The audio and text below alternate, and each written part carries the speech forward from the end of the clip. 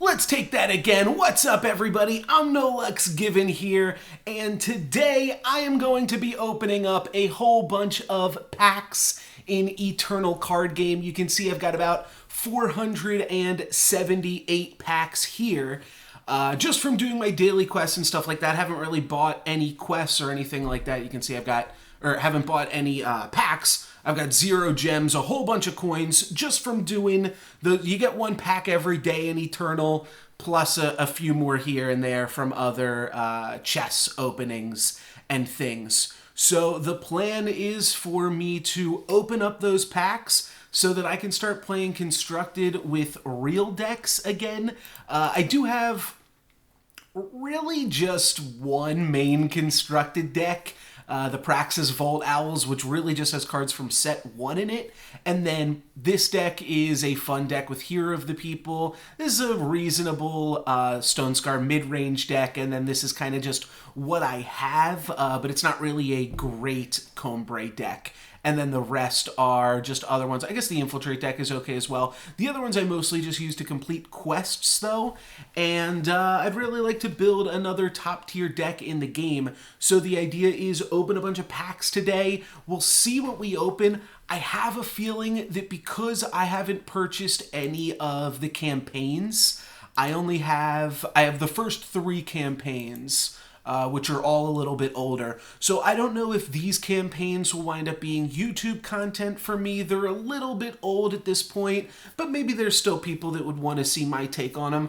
Plus, if I'm going to do them, might as well stream them unless I'm just doing them on the can or lying down in bed on my phone. So we'll figure out how to, because I know there's some really good cards in those campaigns that a lot of times you need to flesh out your deck with. So today, I think we might do a draft after we open up these packs, but I also have no idea how long this pack opening is going to take. I am going to have to read some of the cards. Like I said, I have been playing. Let's go ahead and start with the Empty Throne as well. I have been playing, so I do know a lot of the good cards, but some of them I might have to read. For the base set, I'm pretty much just going to look at the rare, and I probably already have that too. So can I use Spacebar here? Will that get me through? Spacebar to flip the rare? No. All right. So we're clicking. All right, Champion of Progress. That's some progress. I don't know.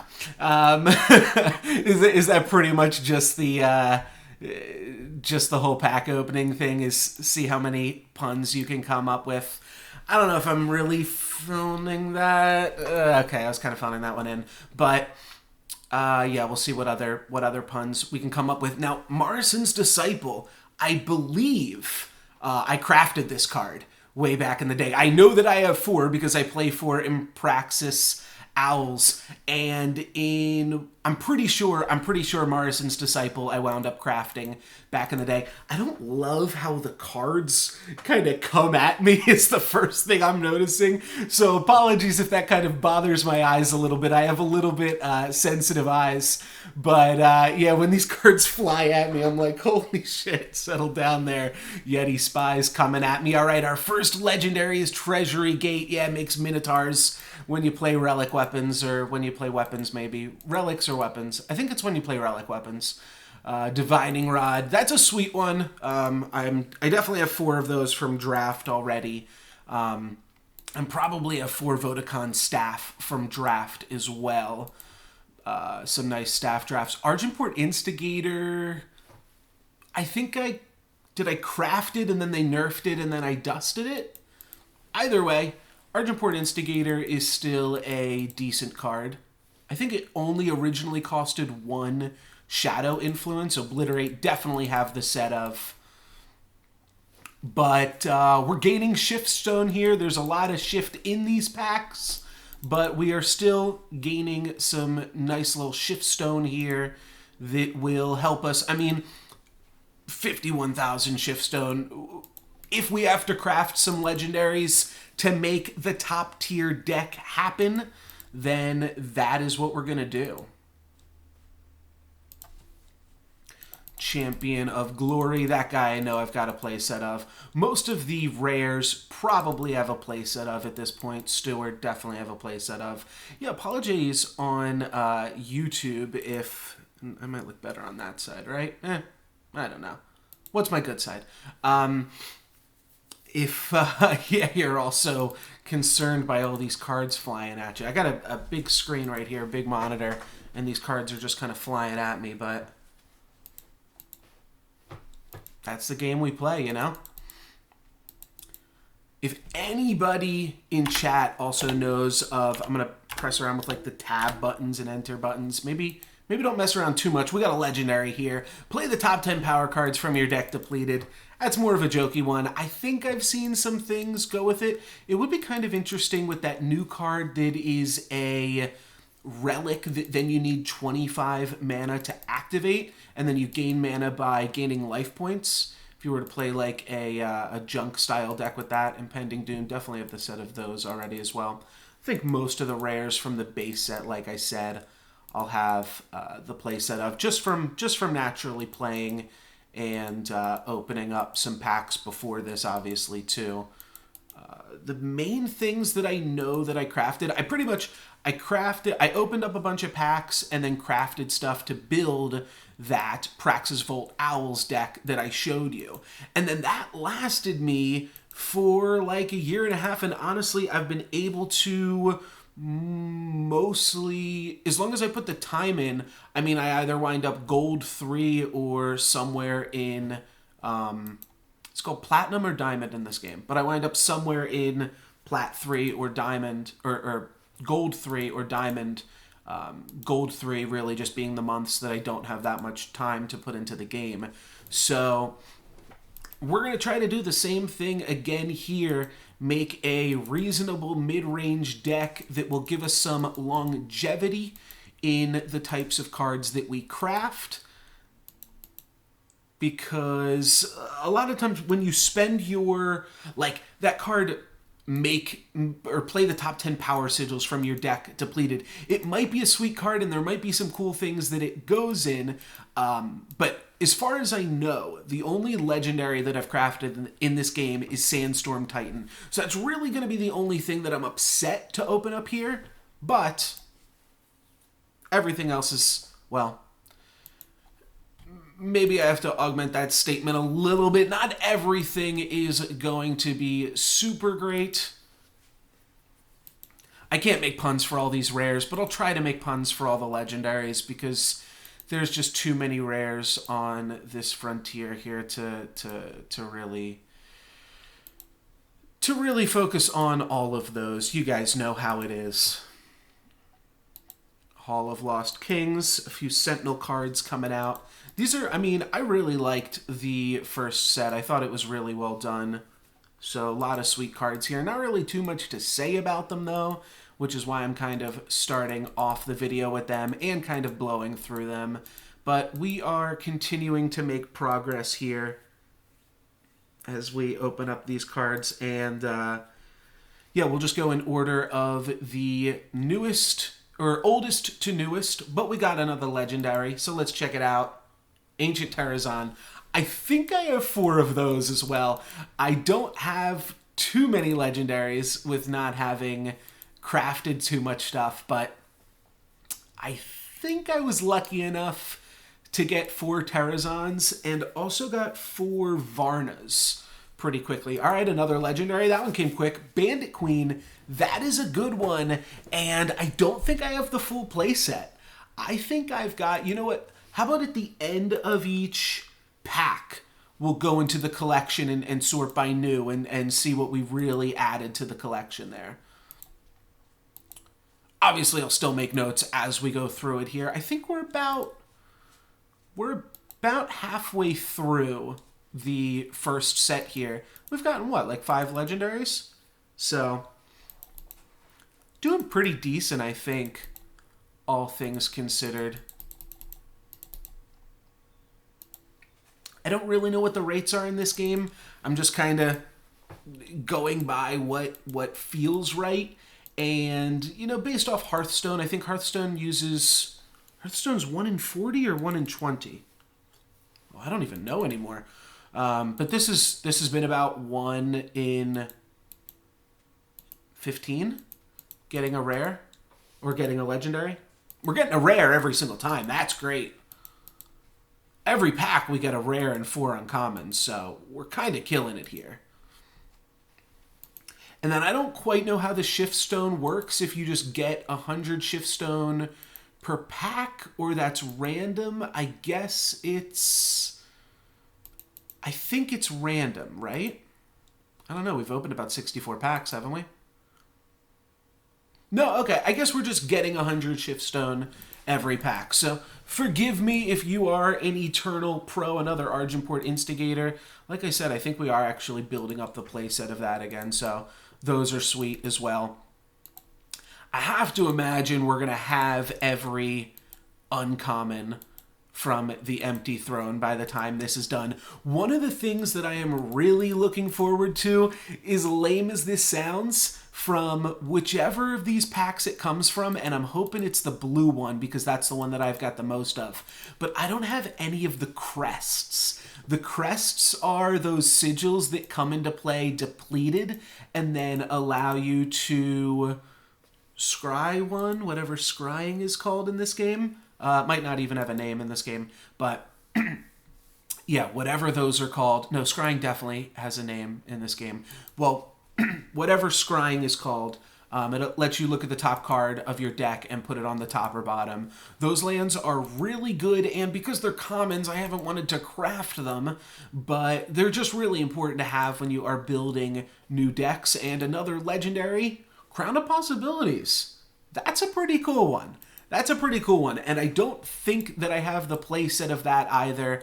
Those decks are always really cool when I come against those on the ladder. This guy I've never seen. Flying Overwhelm. I mean, you know it's not going to be good when you have to read the card from the first set in the game. That means it just hasn't seen any play in anything ever. The enemy player must choose. That's the trick. They get to choose. You can make the control deck sacrifice all of their units, or you can make the aggro deck discard their hand. Seems pretty terrible. The only way I could imagine that being good is if you can't make a choice, if you don't have anything of the applicable type. So if you don't have any cards in hand, then you have to sacrifice all your units, or if you don't have any units, then you have to discard your hand. But I have a feeling that's not how it works. I think it's just like a mediocre card against some mid-range decks. But since your opponent will always get to make the choice, yeah, that's why that card has seen no play. Because the control deck is just going to say, sure, take all my units, I'll keep all my cards, unless they're about to win. And the aggro deck will just say, sure, take all my cards, and now I'm going to kill you with my units. Obviously, you can combine it with the curse that makes the player discard their hand, or the harsh rule or something like that to kill all creatures. But or something in Shadow that kills all creatures as well as a follow-up play. But even still, that's not going to get you too far. Actually, Curse into that? No, you can't even go Curse into that. Because if you play Curse and then you play that, like I said, I think they can just choose to discard their hand at that point. All right, a new card, another new card that I have to read at least. I mean, while Idol is in your hand or deck, it gets +1/+1 each time you play a unit. Okay. Honestly, that's fine. It's really pressured out by things like Sandstorm Titan, obviously, and doesn't have the same early game play, but seems sweet. What's up, Kaleri? Doing good. So I'm like 100 packs into it so far, as you guys can see, and I think I've opened like 9 legendaries, including some good ones. Gonna go into the newer packs after we get through the base set here. The base set is mostly things that I'm familiar with, other than these bad cards, obviously, too. Crystalline Chalice is a sweet one. I'm not actually sure that I have the full play set of Chalices. I'm also not sure if you need the full play set of Chalices, because I only play 3 Volts in my Volt deck. But Chalice is really good. All right, another legendary. Okay. I think I've drafted this guy before. He's really good in draft, other than the 6 influence requirements. But he himself is also unblockable, or itself. I don't know. Looks like a dude. It's a werewolf, right? Werewolves they can go either way. But yeah, I mean, one more legend. I think we're probably positioned to get, well, at least one more legendary before we're done, and there it is. So I think we're still going to get one more. Ikaria the Liberator. That is a really sweet one. It was nerfed recently, actually, I guess, right? Because that costs 8 mana. So I haven't been totally keeping up. Never got to play with 7 mana Ikaria. Not sure how many I have, but this probably puts me at 2 or 3.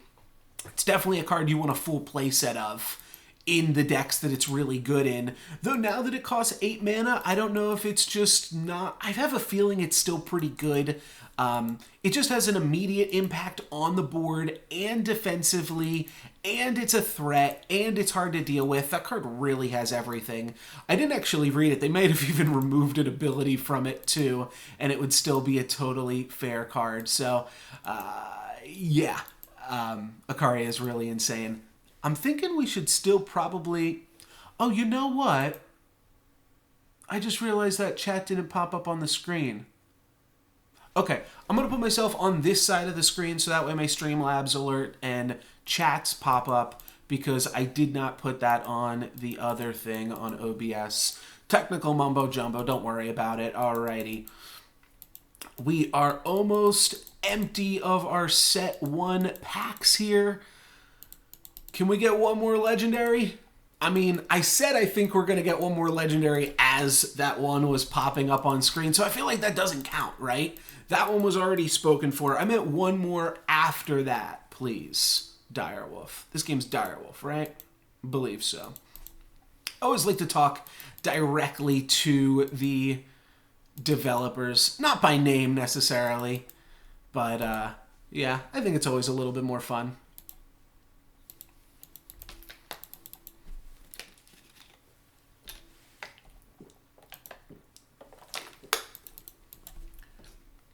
Pro tip for pack opening, keep some water handy, because, yeah, I don't know what I'm saying.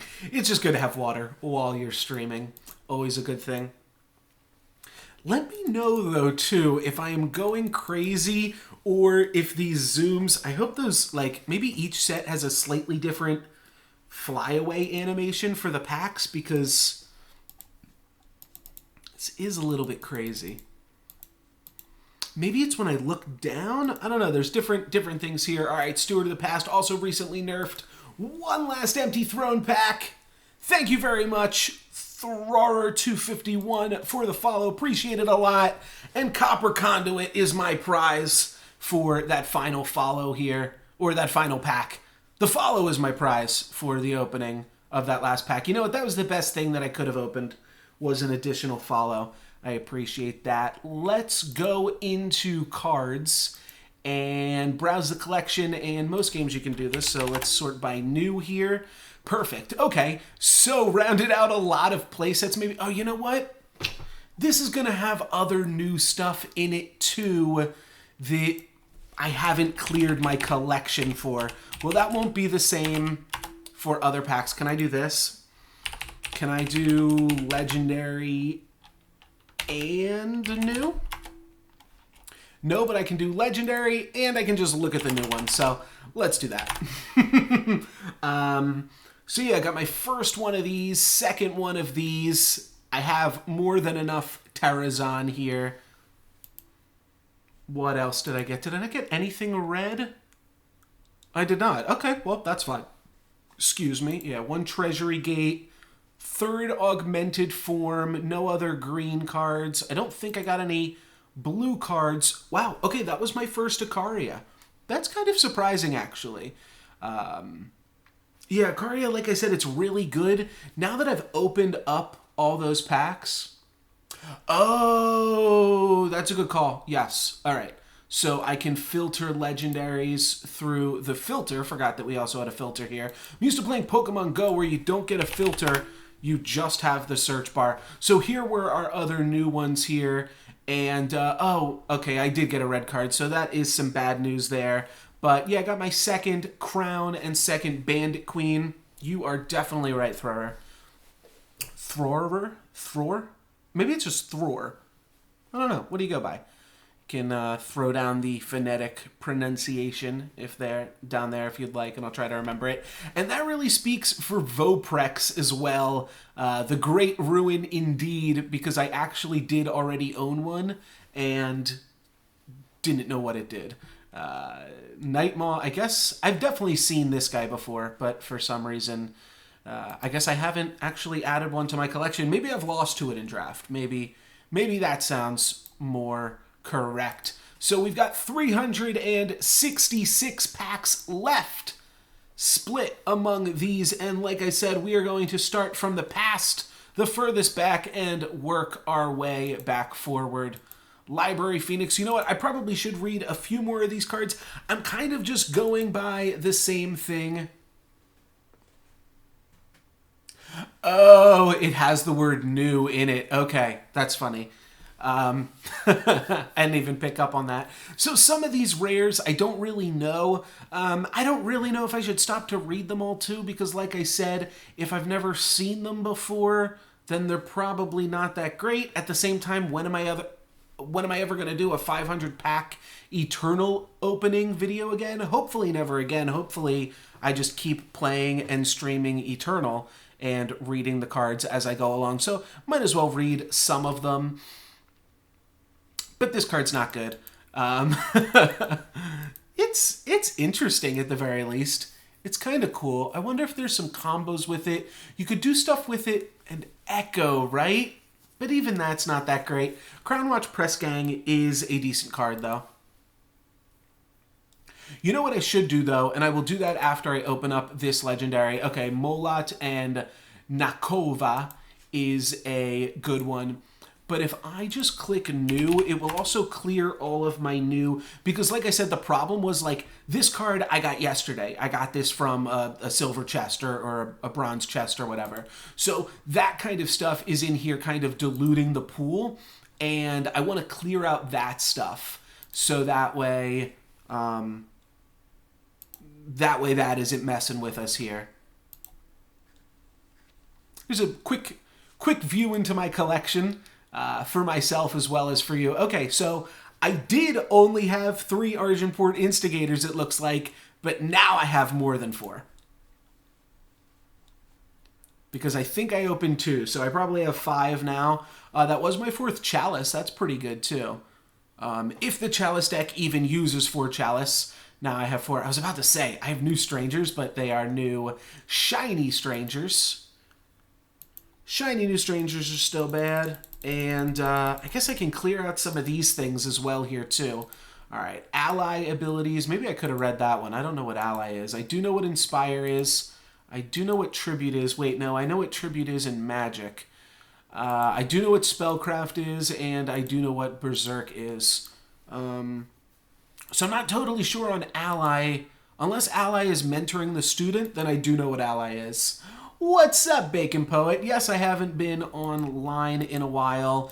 I have been playing a lot of Eternal offline. As you guys can see, I've got all of these packs built up here.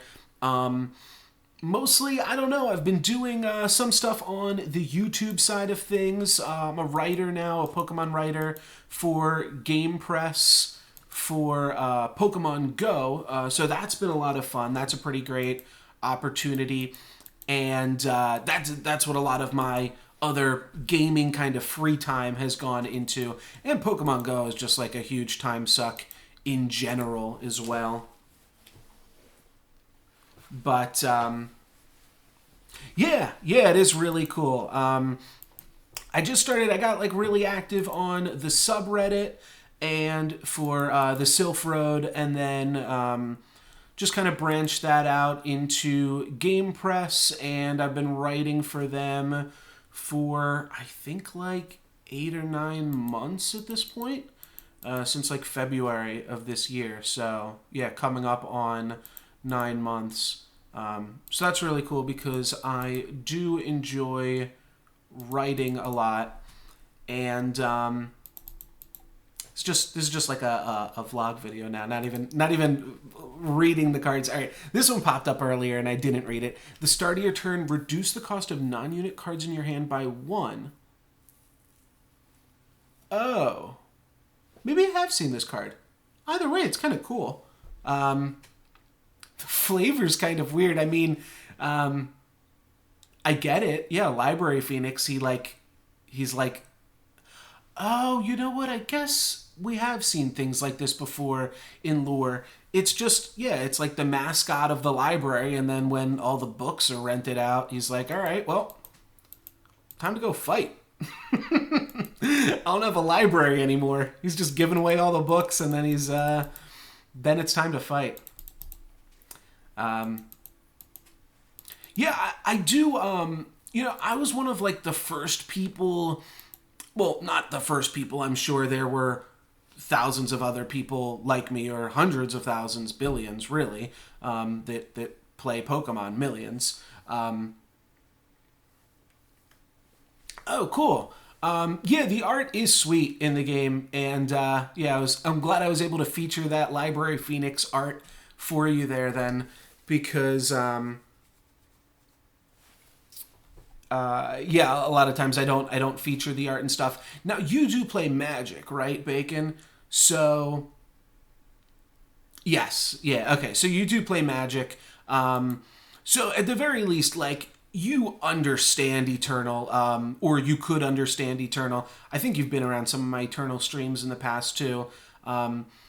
It's pretty straightforward. Some of the mechanics are a little bit different, but for the most part, it's the same thing. Like the mana system and combat system and spell system are all pretty much the same. Mana's a little bit different, but yeah, it's really just, okay, flying, what does that mean? All right, that's an easy one. Bad choice. Quick draw, what does quick draw mean? Okay, quick draw's first strike, now I know what's going on. Deadly's death touch, all right, now I know what's going on. Some of them are completely made up, and some of them are like digital specific. Obviously, you get to Revenge. It's kind of like a Divine Shield-esque thing, though it's a Divine Shield could actually very easily work. Divine Shield from Hearthstone. Divine Shield could very easily work in Magic the Gathering, but this is it shuffles it back into your deck, and then it loses Revenge, and then you get to draw another card when you redraw it. So that one couldn't actually really work in Magic under the current rule set, or it would have to have very, very awkward templating. It would say, the next time you draw a card with this name, you can reveal it, put it onto the battlefield, it gets a counter with loses this ability. Very complicated. Whereas Divine Shield, you could just put a charge counter on it and remove the charge counter when the bubble is popped. Strangers Have Aegis. I'm not sure if I've seen that one before. You know what's nasty is the new card from... Alright, we got a legendary here. Let's hope this one's nasty. Silence All Enemy Valkyrie? That's crazy. I guess this is like a storyline card or something like that. But... yeah, that's interesting. All right, another legendary to back it up with. At the start of your turn, Wandering Wisp gets +1/+1 for each card in your hand. You know what? It's not the best one, but it's kind of cool. It's a little bit awkward that it is a 1-drop and then it's a 1/1 and it doesn't really work until at least turn like 3 or something, and that's if you go Wisp, Stranger, which you definitely wouldn't want to do that either, or Wisp, Stranger, and then that... new like Acolyte thing that adds an influence as well. But those all seem like kind of terrible options. That's sweet. The Minotaurs. The Minotaurs are all really strong. And that's what I was going to say is the... well, actually, it wasn't what I was going to say. But from the campaign, this lady, whatever her name is, she is really good. Vara. Okay, so this is a different Vara. Yeah, she's really good. And then there's another Minotaur in one of these. I think it's this one. It is not. It's this one? Or do I already own it? Yeah, no, this guy. Tavrod. So both of these I've seen be really, really insane cards. This guy has some slight Minotaur theme. I would say overall the tribal synergies are definitely nowhere near as strong in Eternal. Part of the reason for that, I think, is there's not that many tribes in the game, but the other thing is, I don't know, the one drops in Eternal get to be a little bit stronger. Like, I think Oni Ronin, while not a mechanic that you could port to Magic the Gathering, I think Oni Ronin is, like, super strong, and so is Rakano Outlaw. And I think those are a little bit stronger than what we typically see in Magic. Maybe Goblin Guide and Monastery Mentor are better, so, like, maybe the top ones in Magic, but I don't know. Oni Ronin is still really good. So the thing is, like, can you make, if every card is better and then you have these tribal synergies snowballing, I don't know. Maybe that's why they haven't really gone super hard on it. But at the same time, they have things that are available. But for the most part, the different tribes, there's, which ones did you list? Minotaur, Stranger, Valkyrie. There's also Yetis in this game. I believe they're Yetis, right? I know there's cards that make Yetis, but I think there's Yeti tribal stuff as well. And then there's also Wisp tribal, and that might be it. But most of the cards that I've seen so far that are tribal stuff, Strangers are kind of a joke. I think Yetis are probably the best as far as a tribe in what you think of, and I think they also do the best at having their own mechanical identity as well in this game. But the other ones, the Valkyrie and the Minotaurs, just get played because they're just really good cards. The one Minotaur that I just showed, he draws, when he attacks you, look at the top 5 cards of your deck and draw a weapon and a Minotaur.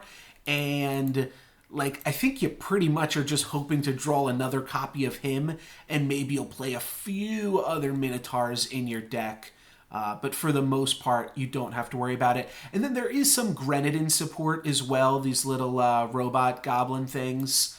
And there's some Radiant support. This is a like a life gain kind of drain thing, though. I think there's more support in just Life Force in general, which is just life gain triggers, than there are in Radiant things. But yeah, this set definitely brought a few more tribal things. I don't think the main set really had too much. Yeah, I was thinking the same thing. Soulforge's Yetis. They're not quite the same as they were. I did really like when you could have those underdrops and just make something a defender and then come into play and kill a defender. But Yetis are sweet. It's interesting. I don't know if we've really seen too many Yetis in Magic. And one of the things, too, is Yetis are almost like... There's different ways that Yetis can... the biggest thing that gives this an edge over Magic is that it can do things with digital design that Magic can't do. Magic has got it, and they both, honestly, I don't know enough about Eternal's design team, but they do have some really good Magic pros and stuff, so I'm sure they've got a decent handle on what's going on. Obviously, I'm always going to have a soft spot for Soulforge, but I don't know. I don't know what more I can say about it. I've tried to play it. I streamed it the other week or something, I think, and the problem was that just checking to make sure. It looks like my stream is doing well. I don't normally have this little lag, especially with a face cam. So I'm definitely happy for that. Strangers Have Ages. No real exciting cards here from these Omens of the Past packs.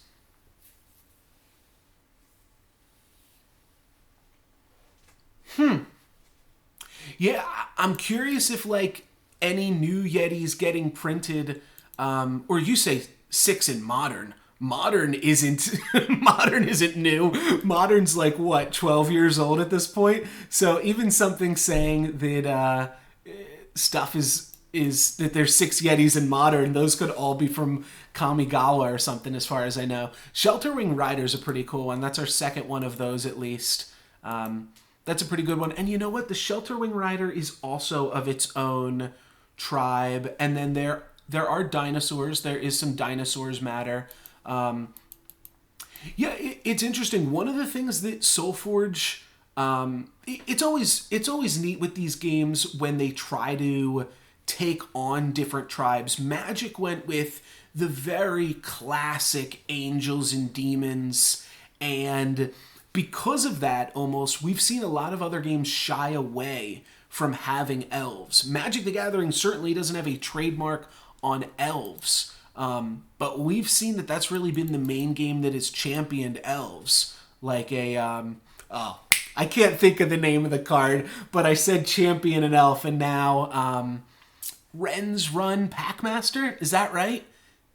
Yeah, I mean, Magic's the only game with Ren's Run Packmaster. It's the only game to really champion an elf like that. All right, I'm sorry. But SoulForge really had some unique tribes, and I know some casual players really took to some of those tribes. Like the Yetis were very cool. Everybody loves vampires. I guess there's vampires in every game. And then dinosaurs. Dinosaurs were also big in SoulForge, and those were really cool to see in that game. And now we've seen Yetis in Eternal, and they're not as cool in Eternal as I think they were in SoulForge. SoulForge also kind of lends itself to really having these neat characters. Like, you're never going to see a Grenadin drone in SoulForge. You might have something that creates Grenadin drones. You think dinos broke, MTG? They're a little too big, a little too powerful. They're just big monsters, right?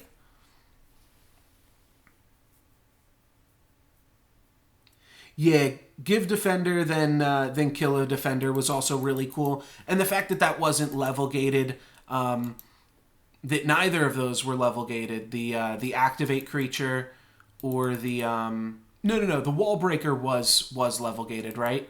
But the other thing wasn't. And there was that spell that did it and was maybe soft gated, maybe not gated at all. It's a little hard to remember. But yeah, mechanically Yetis were also cool. But what I was going to say is that there's kind of 2 types of Yetis in like mythology or whatever you want to call it. There's the Yetis that... I got to turn down my music a little bit because I'm having a little trouble thinking. Okay. There's like the Abominable Snowman. And I think he's just like one Yeti, right? Does he have friends? No, he doesn't, right? Because he needs to like find Rudolph and the elf. He's got... So there's elf friends there too, I guess. But... I don't know, but sometimes, and Bigfoot's a Yeti, right? So sometimes you see these Yeti mythos where you only get one Yeti, and then sometimes you see that there's like a pack of Yetis, and that might depend on the time frame or whatever too. I don't know, I'm trying to remember other things that have Yetis in them. I think there's a movie coming out this Christmas with Yetis. I'm not sure if it's a Christmas movie or what, but there's snow in it, so I guess that makes it a Christmas movie, right? But Yetis are sweet. Yetis are making a big resurgence right now. And I'd be interested, of those 6 Yetis that are modern legal, Bacon, which of those, or have any of those been printed recently? Like, are there any new Yetis, or are they all just kind of like common crap filler? I guess they're probably from Cold Snap, right? I can think of at least one from Cold Snap. Okay, so that's kind of neat. I can just keep clicking on the pack, and that will flip over the rare. So that's good to learn almost halfway through.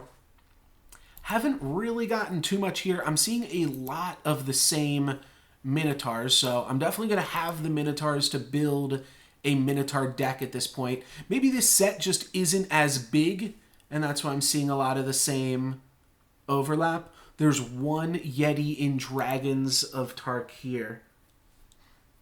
Yeah, that's not too great for the Yetis.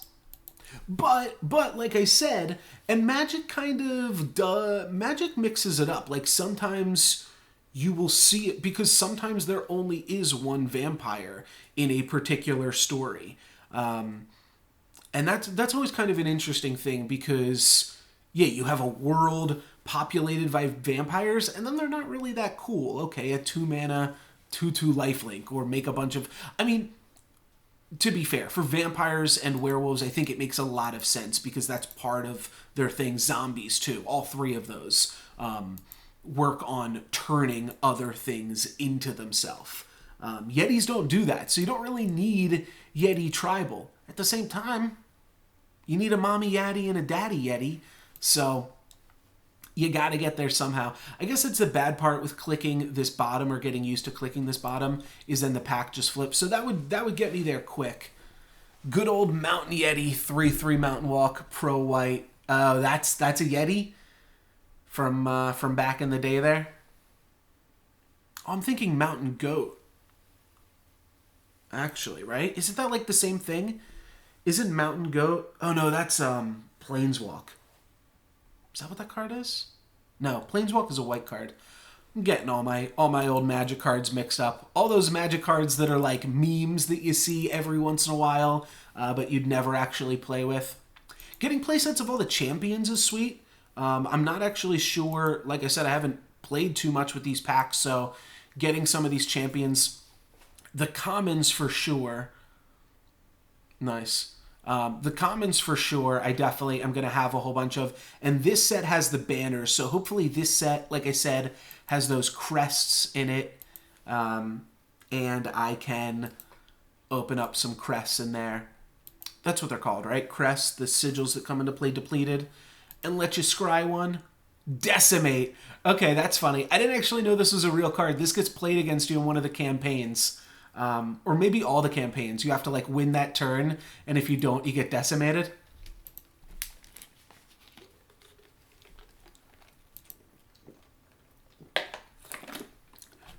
But we've opened like 10 of this guy.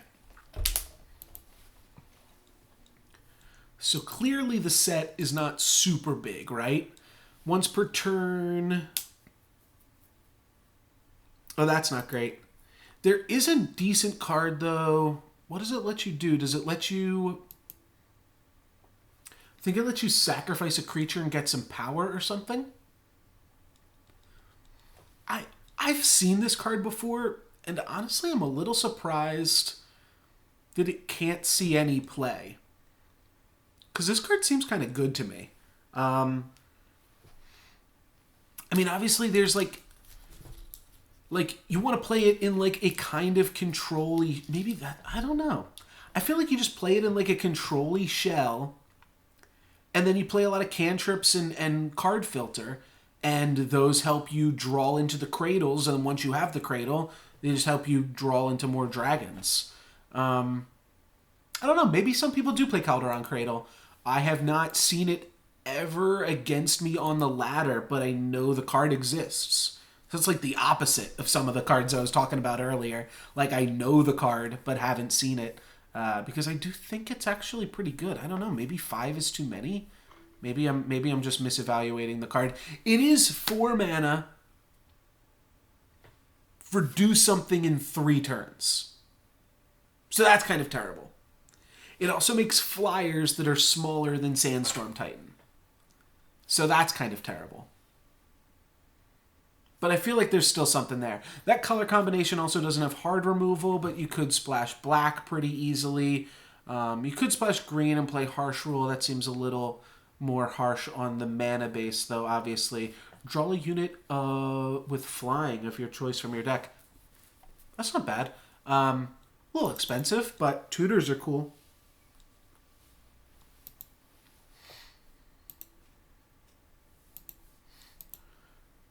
That's It's one thing, Hearthstone has not done anything with tutors, which is safe, but now they kind of have tutors. They just kind of started doing that, I've noticed, in the past few sets. Have these things that are basically tutors because they have very specific requirements. No, you know what? I guess those have been around for a little bit. There's like that old legendary. This guy's really good too, isn't he? No. No, this isn't the good one. There's a card that looks like this and maybe has the same mana cost and power toughness that's very good. It's like an Aegis 4/5 for 4 that draws a card whenever it attacks and then increases that ability. It's insane. All right, I think I need to change this song. Yeah, this is an SNL clip. All right, we'll go to Selena Gomez over here. Cool. Thank you for stopping by, Bacon. Yeah, good talking to you. Good catching up. And hopefully I'll be streaming more soon, and I'll see you around. So this guy don't really... Oh, I do know this guy. Invulnerable to damage during your turn. Yeah, that's a nasty ability. And then it's a 5/3. 4 mana 5/3 that can't die as soon as you get it online. That's a pretty good card, I think. It competes with a lot in those color combinations, and a lot of the things that it competes with draw you cards, so that part's awkward. But I don't know, I think it's pretty good. Strangers have +3/+3. I've seen that card before too. I don't think it's great. 7 mana. That's a lot of mana. Waystone Infuser's sweet. Getting a lot of not so great stuff in this pack, but like I said, we are getting that sweet, sweet Shift Stone. So that part's nice. And okay, yeah, Cat Burglar. Did that get changed at all? I don't think so. But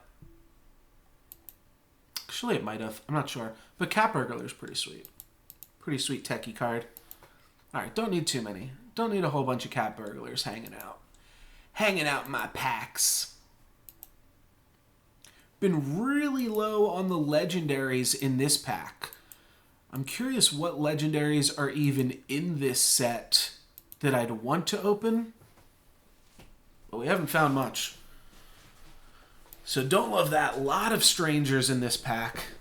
I think I'm going to be avoiding Omens of the Past if I ever do wind up buying any packs. Okay, Heart of the Vault, but you know what?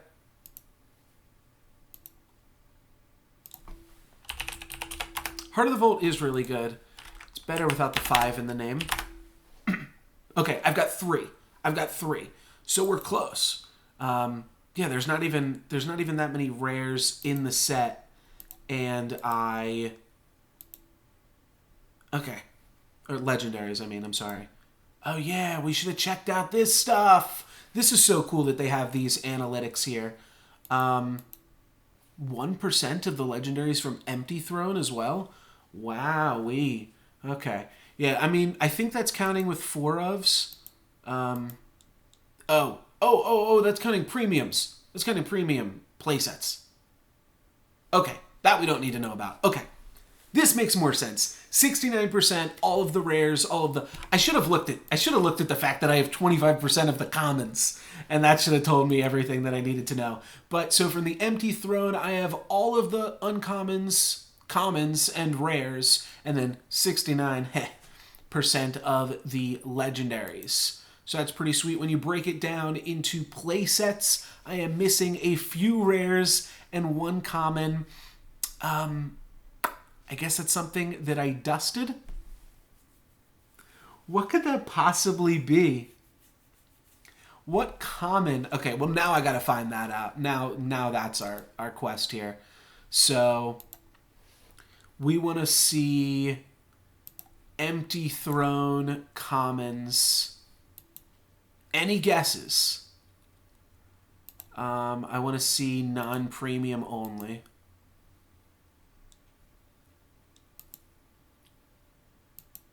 What is the last card that is holding out? Definitely not anything playable. It's definitely not... Was there anything weird? Vampire bat. Okay. Who would have known? I own 2 vampire bats. You know, if I do a draft, I'm not going to pick vampire bat ever. So that probably contributes to it. It's a pretty late pick. But at the same time with those late picks, maybe it's a late pick while at the same time being a card that some other people overvalue and maybe I even undervalue. So at the point where I'm not going to see it late, because something like what's another really late pick? Let's find something else that's really bad. Sure, Flash Freeze. Sure, is Flash Freeze worse? Let's find something really bad. Okay, Herald Song, we'll say. No, Herald Song's fine too. Okay, any of these cards. Civic Peacekeeper. I have 48 of them. But part of the reason I have 48 is because, and I think I overvalue Civic Peacekeeper a little bit too, but part of that is because this card's actually going to go late into the pack, and then every time you do a draft, you're going to be able to pick one up. Whereas I guess Vampire Bat, everybody else is picking them up like 7th, and I'm waiting for them 15th so I can complete my collection. But I really don't care enough to pick it higher than that. Okay, so that's how the Empty Throne is shaken out. I wish I would have looked at this data at the beginning of the stream. But we'll look at it all now because that will be interesting to see where things kind of shake up. And then just this for posterity as well. All right, now let's look at Omens of the Past. So I've got all of the commons, all of the uncommons, most of the rares at this point. Like I said, when we started, I'm not sure we were fully there. And I have 40% of the legends, 43%, at least one copy. When you break it down into having play sets, I am 75% of the way there, which I think is pretty good for the rares. It means that I probably have most things, and I might need 1 or 2 cards here and there to fill out the playable playsets. And then legendaries, I'm 1/5 of the way there, a little bit shorter, and then only 1% of the premium legendaries. 1/5 of, but this is for playsets of legendaries. So 1/5 of the way there is pretty good. Compared to Empty Throne, yeah, I was only 1/3 of the way there. So it really does seem like, I mean, I'm looking at the wrong things here. So I have half of the legendaries from Omens of the Past. Yeah, it makes me feel like there really isn't that much going on in the set. We'll look at Dusk Road and Fall of Argenport before we open up those packs. How does that sound? But let's finish off. We got 17 more Omens of the Past packs. We'll see if we can open up anything else new. Here's a new legendary. That's going to help us out there. Diogo Malaga. I have to, when you see that accent, it means you got to tilt your head up in the air. What is up there? Kruchnik XD. Welcome to the stream, my friend. Yeah, this guy's sweet. His ultimate is like pretty threatening because it turns everything you would draw for the rest of the game into a threat. So I like him. Getting a little hungry there. You know what? I think I'm going to go take an appetite suppressant, aka just take a cough drop. It'll help my throat as well. So I will be right back. I got 406k gold just by doing the daily quests. I tend to, so basically what I do is I log in. Unfortunately, I still have this, which I've made it a rule to only do this on stream, just so that the progress can be done. And then I've also made it a rule to not stream for 2 years. I should probably just complete this off stream so that way I can get another one and clear it out of there. But basically every other day or 1 in every 3 days, I just log in and I do my 2 quests. And that's really all it takes. But this is about a year of saving up gold. And this is a little bit misleading because I have not yet purchased these 3 campaigns. I have these first 3, and I did buy Jack's Bounty, but I will have to buy these 3. So these are like 1k each, right? Or not 1k each, 25k each, right? It's probably a confirmation screen, right? Yeah. 25k, 25k, 25k. Yeah, so that's 75,000 my goal, but that's only a fourth of it. So I'm still gonna have some gold left. I'll be right back. I'm gonna go grab a cough drop, which hopefully doesn't stop me from talking too much, but it'll stop my tummy rumblies and it will soothe my throat. So I will be right back, guys. Like 10 seconds.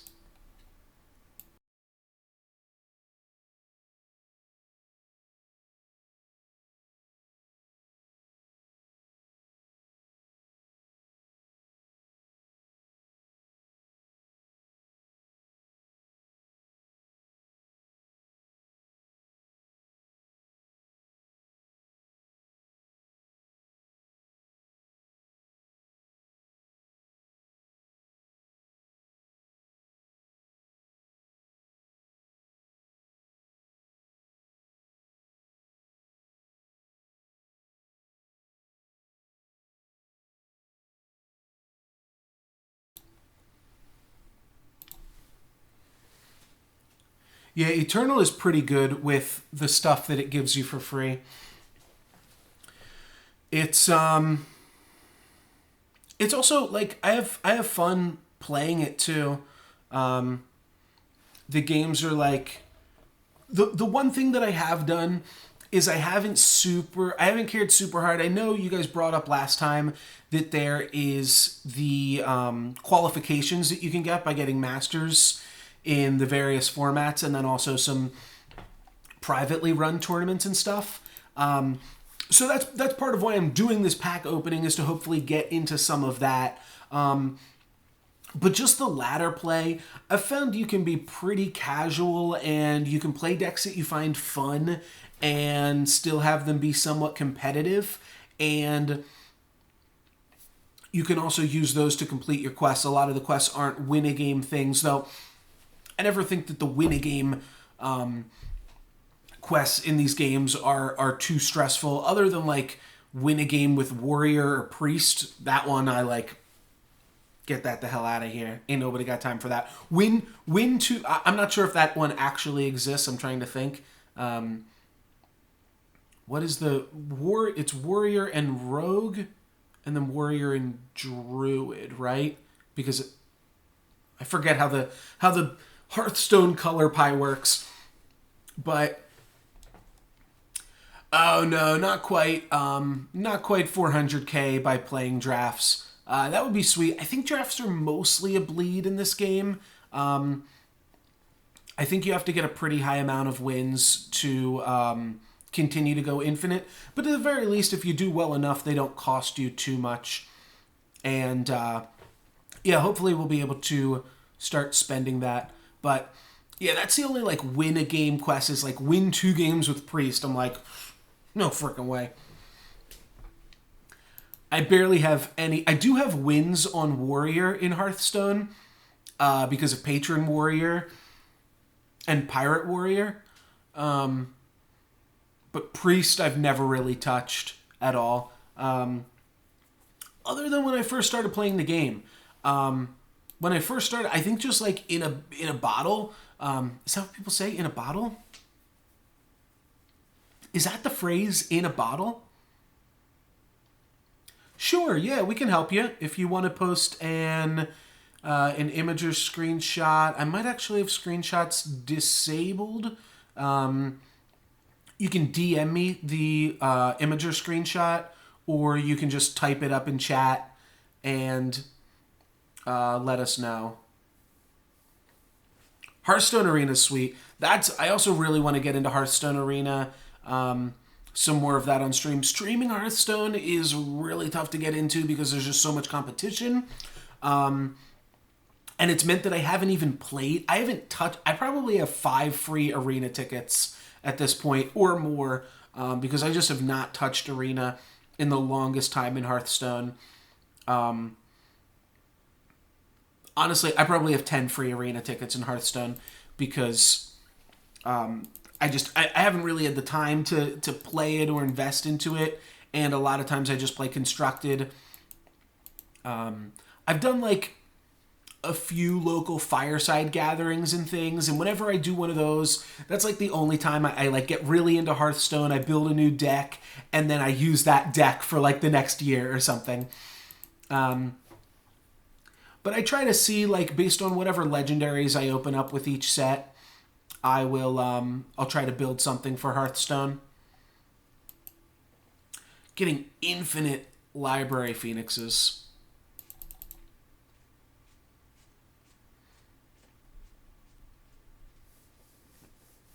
Playing Hearthstone competitively. Yeah, Hearthstone gets a little bit of a bad rep because it is definitely, maybe other than Soulforge, if we're being completely honest, like, it's definitely a more casual card game. And I mean that with all due respect to Soulforge. I think one of its biggest assets was how casual it could be and how awesome that was. Hearthstone is casual kind of in a different way. Soulforge is casual, I don't know. It just felt so relaxing to play Soulforge. I really miss Soulforge. I gotta play some Soulforge too. But Hearthstone, really, the draw to it is I don't know if it shits on the community.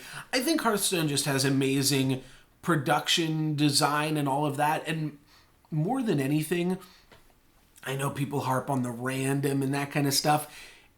It's the most popular digital card game. Let's not mix any words here. Hearthstone is really good, and it's also really fun. We got a legendary here, so let's check that out. Then we'll talk more about Hearthstone. Nostrix, this guy's actually pretty decent. Pumps up all the guys in your deck. You probably do need to spend a little bit of money with Hearthstone, and they do kind of get you there. They have been decently good with rewarding the free players, especially if you want to play at a competitive level in tournaments and things, where, like, those tournaments require you to each have 4 decks. Like, people always do breakdowns and they're like, oh, you only need this many legendaries for this deck and this. Well, at, like, the pros, I mean, Worlds, they're playing with 4 decks each, you know? So that's kind of a level that not all players can get to. But I do think it's a really fun game, and I think a lot of players can just build, like, 2, maybe 3 good decks based off the legendaries that they open or based on what they enjoy playing. I think rotation is also tough too. Other games haven't answered that question yet.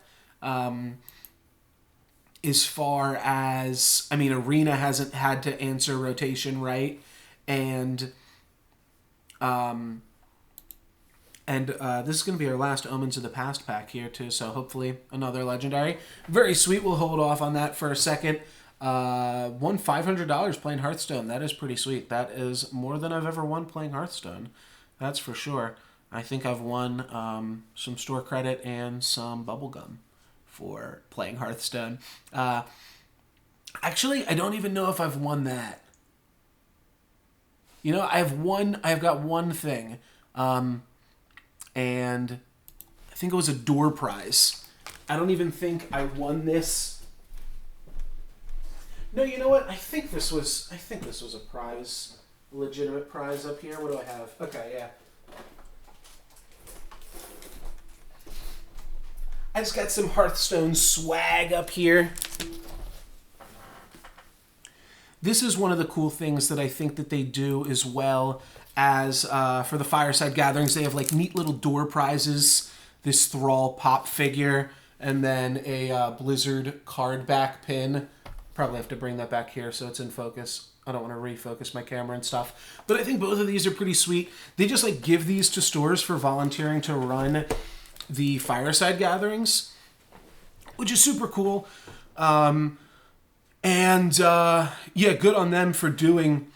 But one of the, obviously, like, it makes sense because the fireside gathering doesn't technically make them any money, but I might be more willing to pay money if there's more fireside gatherings local to me because I want to.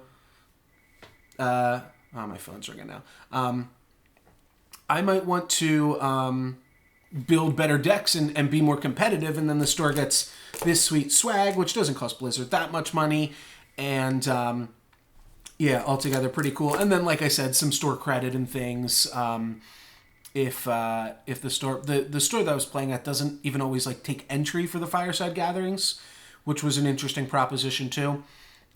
But when they did, then you can make it. And some more bad news. We did get a new bad news, so that card is going to show up. I don't have any bots set up, unfortunately. I don't know what that bot is supposed to do, or that command is supposed to do. But yeah, I don't have any bots set up. It's actually my first stream back in a little bit of time here, so I can tell you whatever answer it is that you're looking for. Yeah, the first half of the stream when the camera was on this side, I realized I didn't even have chat enabled because I only have chat on the preset when it's on this side. Oh, see how many days? I didn't realize that you were already a follower. Sorry about that. I did not recognize your name, but I guess you've been around for a little bit here then. Very cool. Well, thank you for stopping on by.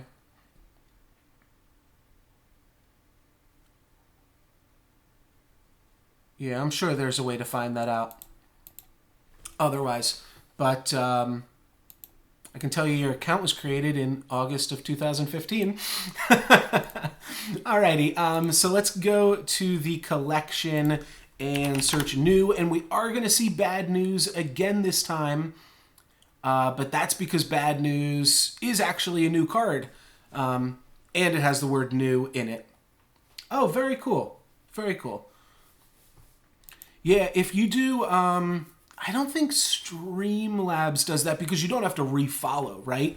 Obviously, if there's like subs and you resub, you can see how long you're subbed for. Obviously, I don't expect anybody to start doing that until I can get a little bit more consistent myself, but I appreciate all you guys following along.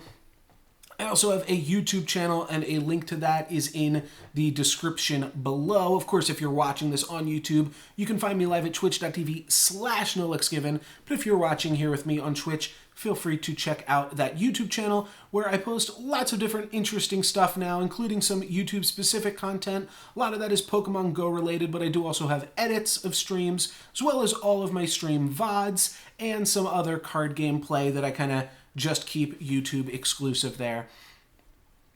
So let's take a look. This is everything that we got from Omens of the Past. Nothing too crazy, all in all. And I'm not even sure if all of this is correct because Jack's Knife... Oh, Jack's Knife is Omens of the Past. Okay, well, I guess we finished this out. Oh, we're friends on Eternal? Okay. Of all of these people, some of them are, yeah, you're welcome to friend me. Here's my Eternal info up here, plus 7192. I only ever see Agent Goblin online, I think, and sometimes Exalator. I play at weird times of the day as well. But yes, anybody else is welcome to friend me there as well, and we can talk. I suppose you can play in Eternal too.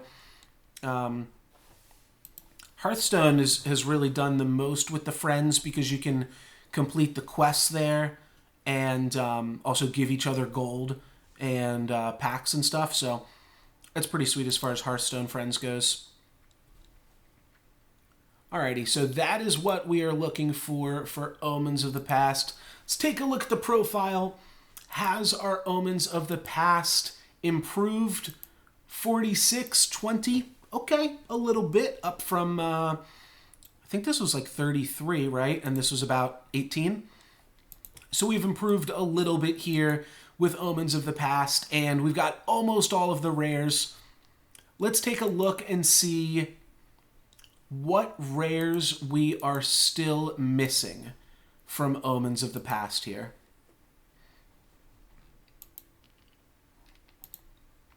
So Omens, we're going to say non-premium. We're going to allow it to do owned and unowned. And accept. Okay, so we need a Vigilante. That's fine. Nothing of value was lost. Oh, we do need to... That's going to show us the whole set. We want to just see rares. I guess we'll see legendaries too. Okay. Though that's going to... The rares is going to throw up... no, it would be interesting to see what rares that we don't have. Oh, we don't have any Inquisitor Mokdo. That's a big one. Only got 2 Champion of Furies in all of that. That's a little bit unfortunate. I might have to craft Champion of Fury. I don't really play aggro too much, but it can be good just for a quick win. Mask of Torment, that's the card that I was talking about earlier. It's a pretty sweet card, but not totally necessary. No Aeon the Abductors either. That is also a really sweet card. Of course, we have all of the Prophetic Strangers. Okay, missing one more Cauldron. No Knucklebones. Oh, no. This is a legendary. That's a legendary. My fault. Wait, so which rare do we not have any of?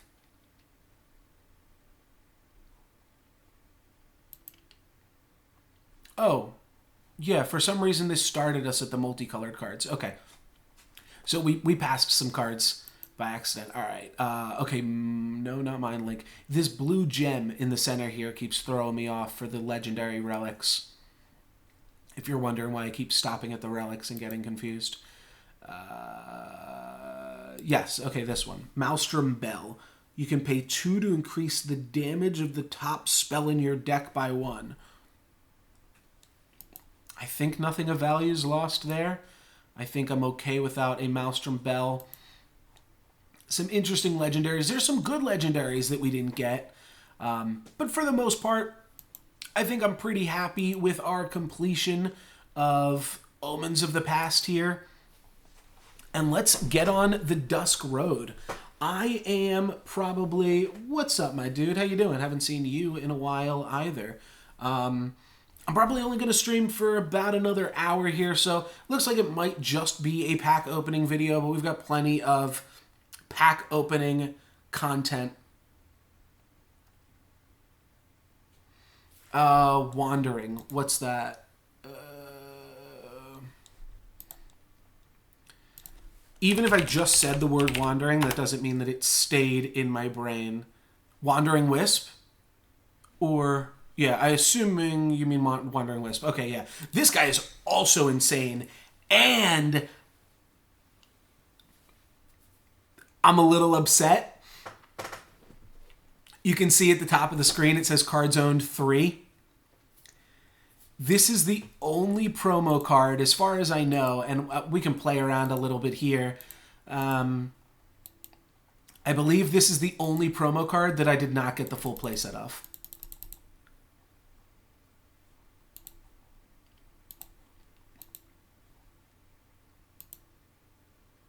It is the only promo card that I did not get the full playset of. I saw it.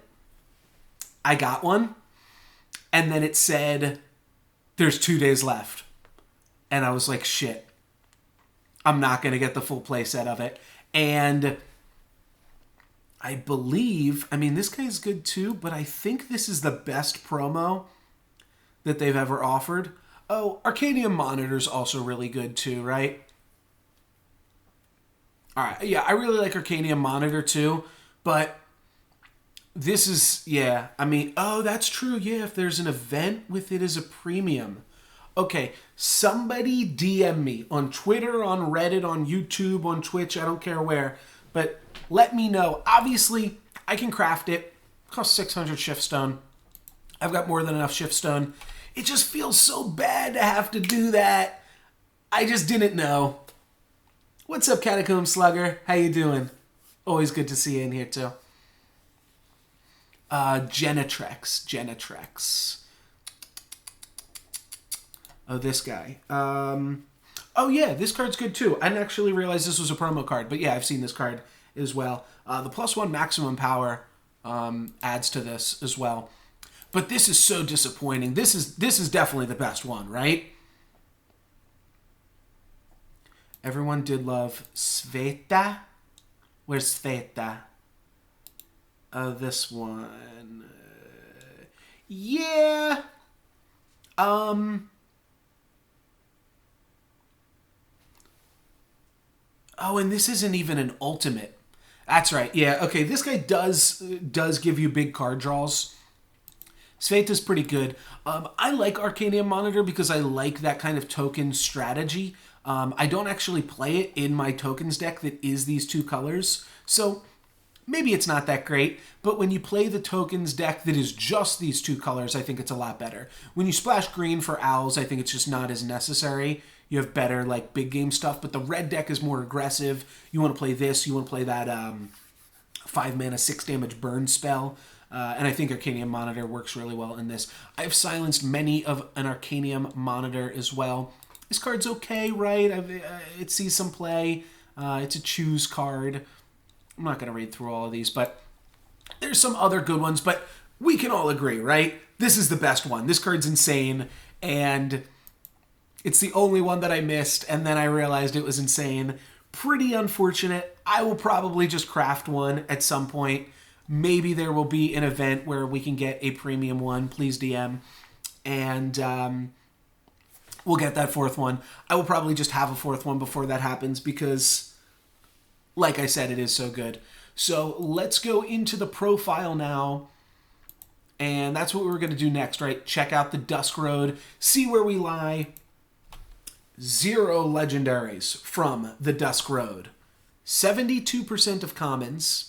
85% uncommons, 14% of the rares, and 0 legendaries. Like I said, only 3% of the rares in playsets, only a third uncommon playsets, and about 2/5 of the uncommons. So we've got 5 packs here. We'll see how much we can improve on those odds. Like I said, I haven't changed the... Yeah, that is weird. I don't know why that is. I had a theory, but I don't think it's right. I was thinking maybe it's because of the crests or something like that. That, like, maybe you can't open the crests as, like, just cards when you open up chests, but I don't really know. Either way... Oh... The crests are rares. I did not realize that. Okay, so that's why it's been so hard for me to get the crests. Well, now I know. I'm sure some of you guys were like about to type and tell me that the crests are rares if you haven't already told me in the YouTube comments. Okay, so it's going to be a little bit harder to get the crest than some of the other cards. And I was kind of thinking about that as I was describing the quests at the beginning of this stream or video. Magic a lot of times will keep the cool lands at rare, and they're a little bit awkward in the rare slot, but honestly, I'm happy to have them. They will mean more to my collection than Inner Fire. Play a 5/5 in Furnace. For each of your Grenadin, you may pay 2.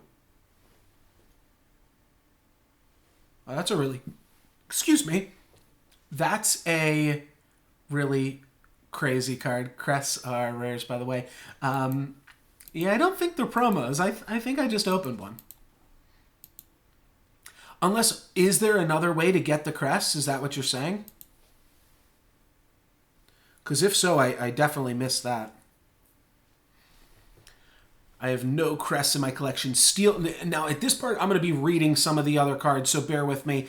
I'm going to assume I know most of the commons at this point, just from getting them in wild cards and drafts and things like that. Though I don't actually know these uncommons. I don't know any of them here. Oh, this is Ally. Oh, yeah. Ally is still confusing to me in this game. Okay. Well, at the very least, I'm glad I have 150 packs of Dusk Road. If this is the one that I need to get the good rares in. None of these, I mean, these are all super expensive cards. I'm sure none of them are relevant. Let's move on. Steal an enemy spell. Oh, this is cool. It's a redirect. Okay. And it uses steel, so it has that shadow flavor. Very cool. And I have seen this as well. This is a good card, right? Common Cause. I mean, I can understand, I guess, why nobody plays it. Do I? I don't know. Common Cause seems really good to me. Unseen Commando, that's Unseen Commando number 2. I saw earlier that we did have one in the collection.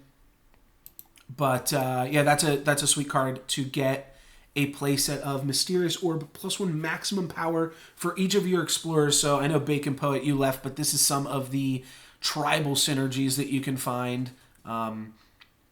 These are they're like a compound tribe. The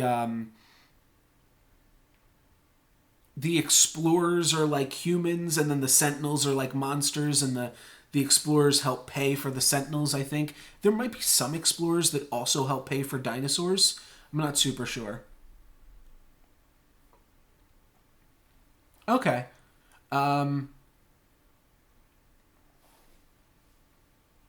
Oh, the creatures have to share a creature type. Oh, it's a Cavern of Souls.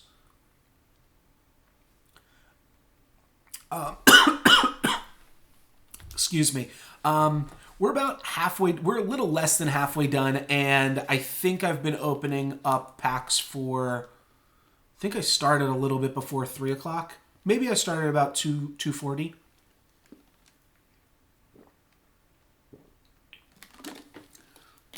Which doesn't bode well, because now we're getting into the new cards, so I maybe have to step it up a little bit. Do kind of have some plans that are a little bit flexible, but kind of wanted to end the stream at about 5 o'clock, if possible. Yeah, I didn't realize that, what's the card called again? That Common Cause. Oh, sorry. About an hour and a half at this point. About an hour and a half, and we're halfway through. So I don't know if the second half of the stretch can only take an hour here, but that's the hope, at least. Ooh, a legendary. And it's one I've never seen before. It costs 9 mana. Warcry Bond. Okay, so it doesn't quite cost 9 mana, because you can make it cheaper by exhausting another unit, and then it gets a discount equal to that unit's attack. And when you bond it, you mind rot.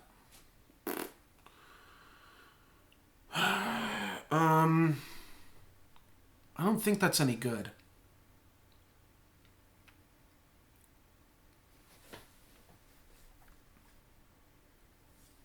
When you bond it, you can mind rot. I can't. It's honestly probably okay. Mind rot on a reasonable body. All right, there's another crest. That is sweet. At least the crests are going to be easy to blow through. But the other packs, I was just clicking through them, you know? Kill an enemy unit, silence the rest. That's really interesting. Neat. Scout. Scout is the name for Scry. There we go. When you attack with 2 or more explorers, draw, ask for directions from your void. Oh, that's really funny. I like it. I like it. Ally killer. Okay, yeah, nothing too impressive there. That is really cool. I did not read that card or leave it on screen long enough to let you read it, but it said summon move all Yetis 1 space up in your deck. That's really cool.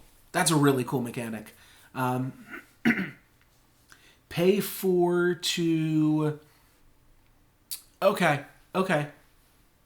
And it's not an ultimate. You can just keep giving out afflictions. This seems like a really cool late game card. This is like the bomb diggity in draft. Something like this, a repeatable like thing that you can send out. Obviously, you can only do it sorcery speed in this game. But...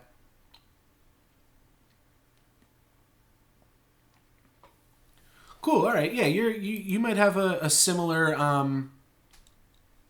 a similar grasp on the current cards as I do, then I have been playing the game, as you can see by all of these packs and all of this gold, but I have not been playing at like the top tier, and I've still been using a deck that is about a year old. Some of this stuff we're going to have to blow through if we want to make it out. All right, we're getting some crests.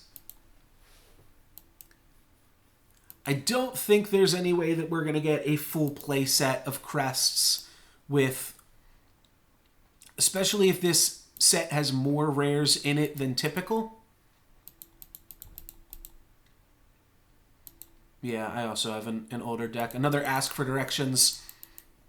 You know what? The fact that that's a rare, I don't really need to see Ask for Directions as a rare. Sure Shot, +3/+3 for each weapon wielding. Overwhelm if 18 attack or more. It's a neat card. Needs like 2 weapons on it to really go over the top, but honestly seems fine. Enemy player discards the top card of their deck for each card in their void. Mediocre. Very good point. Yeah, I would definitely ask for a better rare than Ask for Directions.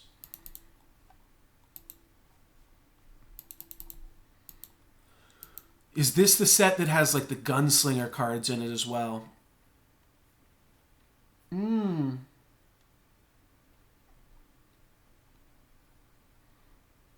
Interesting, you only get it until night ends. Oh, but you can just keep the night. You can just keep making nightfall happen, right? Yeah, that's probably a fine card. Dangerous Bargain is glitchy. Night works very weird in the game. Night's a very weird mechanic. I'm not sure if this is the first set with Nightfall. Probably, right? The Dusk Road. I guess that's why Ask for Directions is a rare. It's like almost the titular card of the set, because you're on the Dusk Road and you don't know where to go. This card I know is very powerful. I've seen that in a lot of decks. There's one really cool card, another Dangerous Bargain. Not really cool card, rather, a really cool deck that I was following along for a little while, and I was happy to see that on one of the websites where people post deck lists, I think he won an event recently, but basically it's a combo deck, and I didn't really find too much like stream or YouTube content on it. So I'm going to look a little bit deeper. The creator of the deck, his name was Always, or apparently, or almost. That's what it was. Which is tricky because it's Eternal is already such a weird game as far as search engine optimization. Magic's not that great, but you got MTG. And Hearthstone's obviously great for search engine optimization, but if you want to search for Eternal Almost, you can have a difficult time. So if anybody knows if he streams or YouTubes or anything, I was interested in his content just to watch him play that deck, but if not, I might have to build that deck and take the reins, because that deck looked super sweet. We have another big Shadow legendary minion here. Draw each unit that died this turn. They get flying and become Valkyrie. Meh. 8 mana. Which means you need like 13 mana to do something funky with it. You could like swing out and then do it, but then they all just wind up back in your hand. It's only going to go in your favor if you can swing with a bunch of Death Touch guys, or what else could you do? You could swing with a bunch of... It's really what you need, to swing with a bunch of Death Touch guys or a bunch of guys with high attack and low toughness. Otherwise, your opponent's just going to make favorable trades on all of your creatures. Like, if you just swing with a bunch of 4/4s into a bunch of 5/5s and then regrow all of your creatures, all you did was return your board to your hand and lose the game. We play another Unseen Bisma. When you play another one. Oh, when you play another Unseen. Okay. I got confused there. Unseen is another tribe in the game. When you play another Unseen, Bisma gets a random battle skill in Tomb. Give one of your units all of her battle skills. Honestly, that's kind of cool. Yeah, well, Ikaria is not getting nerfed again, right? And because Ikaria costs 8 mana right now. She's not going to 9, is she? I just opened one earlier today.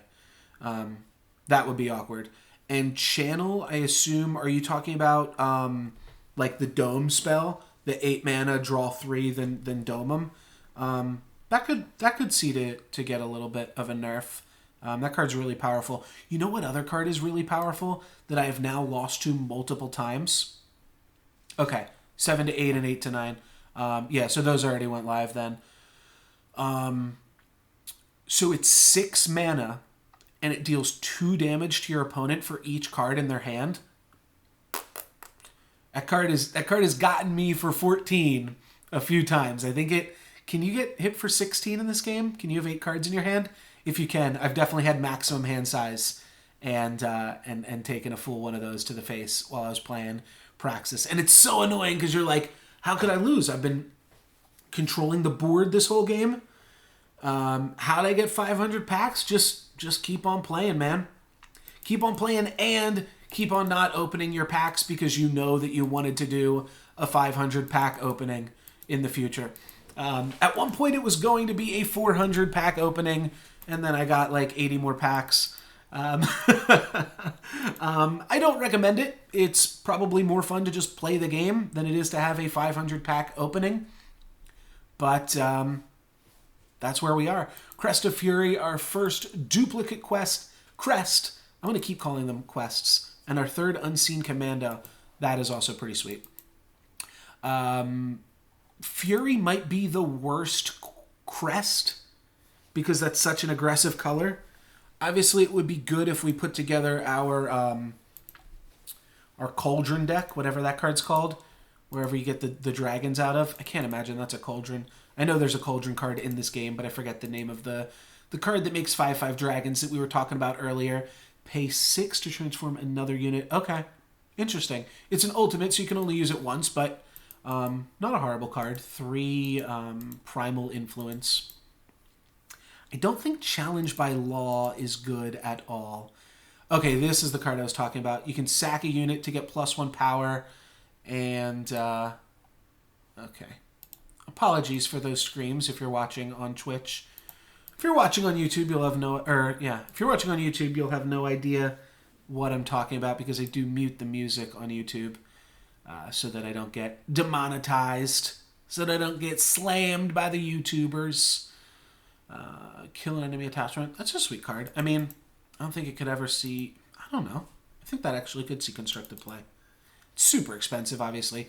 Choose a card with 4 or more cost in the enemy player's hand. Meddling Mage it? Nice. Meddling Mage, but you get to see their hand, which is neat with those kinds of effects. I don't think it's... Honestly, in a digital game, it's actually probably less necessary in a digital game to have to be able to see their hand, but it does make it a lot smoother, and it does make the cards more powerful, especially when there's a bigger card pool like this. Yeah, I'm just going to get the playset of Crest of Fury. That's how it's going to work. We're only 1/3 of the way through these Dusk Road packs, though, so what do I have? I've got 5 of the crests right now. If we can open up one more in the next 2, then we're 6. 6 times 3 is 18. All right, I'll take another legendary instead. Vicious Highwayman. I've seen this card before. This card's really good. I like the road theme. I guess I should look a little bit more at the flavor, but there's got like cowboy stuff as you travel down the Dusk Road. Sometimes it turns nighttime. Oh, okay, yeah, this guy's got Bond. I have seen this guy before. Yeah, this card's nuts. Bond is neat because they do kind of work well together. I play only ranked. There's no reason to play casual. I think you even get less rewards for playing casual, correct? I will play casual occasionally. So if I get a quest that is like play play a bunch of Primal Influence, then sometimes I will take this deck into casual, which just has all of the strangers. If I just really need to bang it out. No, casual does not have stronger players than ranked because this deck can actually win. Yeah. So, like, the only times I'll play casual is I'll play this deck if I want to play a bunch of Primal Influence, or I will play this deck if I need to do a bunch of spell damage or damage with red cards, maybe. I'm not sure. But this is like a very straightforward burn deck. It's fine. It has 4 Oni Ronin. It has 4 Grenadin Drone. It has 4 Torch. It also has 4 Caleb's Favor. It's not a great deck, but this deck like wins like 70% of its games in casual or something. And maybe my casual MMR is balanced a little bit by the fact that half of the time I am just trying to dump out time cards. Yeah, it has temper, exactly. I don't know how many temper it has, but oh shit, did I just click play? Okay, that was close. I did not want to play a casual game with time dump. I wanted to edit it. Oh, okay. This is not one of my finer moments.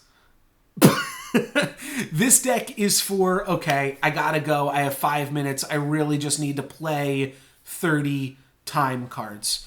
I will play this one. It's really terrible. Honestly, I shouldn't even have it. I never even use it.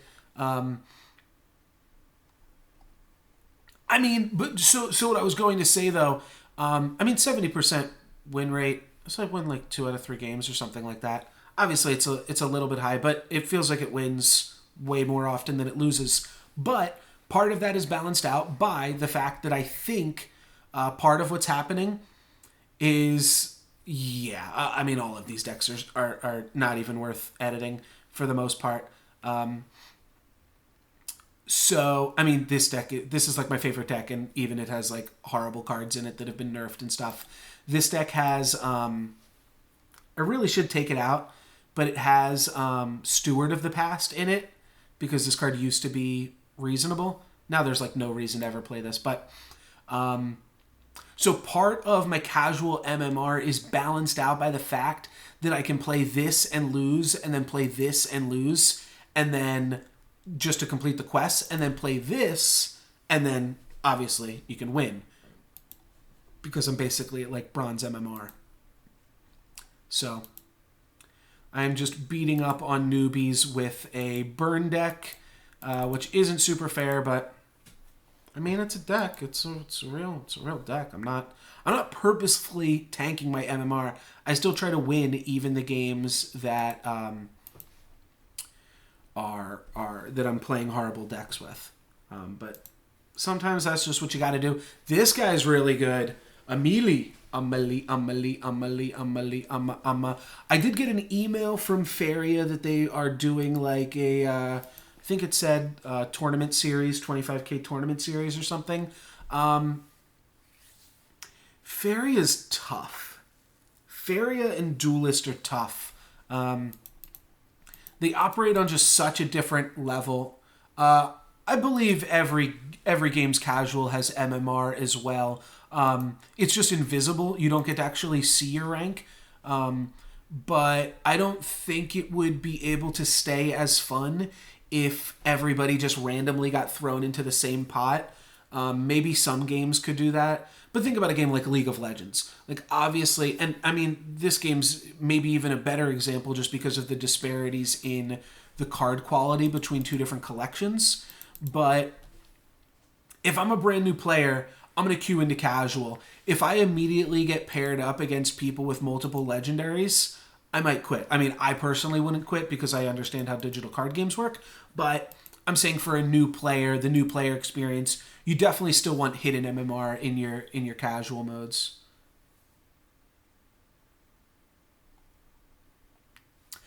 Oh, okay. So it's not you're not saying pay to win. You're saying legitimately it costs there's like a $10 fee to like download the client, or $20, $25 fee to purchase the game. Or are you saying it's still using the free-to-play model and they've just added like campaign modes, essentially? Because I did see that. I did see that they said for the first time they're introducing new puzzle packs. So is there still a free-to-play, like try it before you buy it kind of mode? And then the pay-to-win or purchase the game is the puzzle pack expansions? Or a combination of the two, maybe?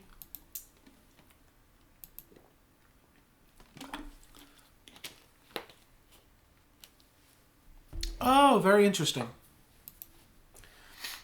But even if you were free to play, I imagine you still have to pay that one-time fee, right? Because otherwise that wouldn't really be too fair. I mean, I'd imagine it could definitely be worth trying. There's a lot of part of the issue with that. You can definitely make that work and make that work for the development of the game as well, just the health and longevity of the game, especially the players that really love it. I'm sure there was a little bit of a backlash as well. But at the same time, if you're so upset that you can no longer play this game anymore, they're saying, no, you can play it. You just gotta, give us $25. We'll let you try it out for a year. Honestly, I think it's kind of fair. Just the nature of the market is so crazy, though, because as a game that you have to pay to try out, you're like, why would I do that if I can start 7 different other games and not have to spend a dime?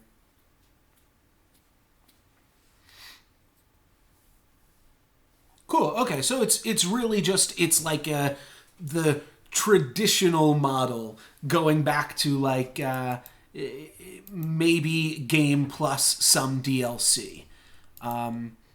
That's cool, or at least that's what it sounds like. Now, how they will handle future expansions and things like that is left to be unsaid. But if they keep something like that, like kind of Hearthstone does that now too, you can't open up duplicate legendaries, which helps out free players immensely, obviously. Just kind of blown through these packs again, I apologize. I'm trying to answer any questions and things in chat, and we'll stop and talk about legendaries. Crownwatch Trader is real good. All of these legendaries have been fantastic in these packs. I'm just trying to make sure that we get through it all, because that would be even worse if I'm like left with like 5 packs and I'm like, I gotta go. Crownwatch Trader is really good. I don't know. I'm not really seeing any definite direction that I need to go in. Oh, I just thought of something else. Are the enemy crests in this set and the allied crests in this set? Or are there just no allied crests yet? And by allied, I guess I'm using Magic terms. Magic the Gathering. No. The first set was allied, second set was enemy, right? We can all agree to that as far as eternal terms are concerned. This card's really funny. I like that. Nightfall's a really interesting mechanic. It's very strategically deep because it draws cards, so you have these weird cards that are negative card advantage or neutral card advantage and then replace themselves for both players. Then you also have these passive effects, these static abilities, to use a Magic term, that are buffed by Nightfall. I'm sure there's also some Nightfall triggered abilities. But it definitely makes for really good. Ooh. Is it called Diving Rod or Divining Rod? Either way, Rod plus Crown Watch seems really sweet. And let's see. Have I heard of Azurite Prixis? I have not. They put 6 in Dusk Road and the other 4 in the next set. That is really weird. Okay, this is an allied color one. Oh, okay. So they just kind of split it up. They did like a Ravnica thing where instead of a 4-3-3, you just see a 6-4. That's reasonable. Second Nocturnal Observer. That is really cool for some various combo decks and things. I'm happy about that one. Like I said, Combustion Cell I think is a cool card too. There's a lot of cool cards in this set. and I've only gotten good legendaries from this set.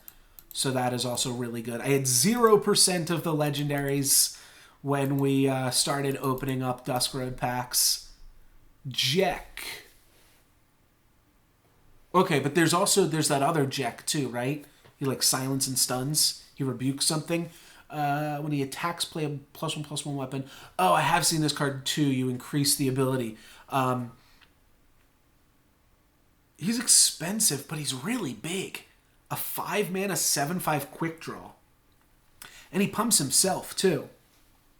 He's good, isn't he? 5 mana is not that expensive.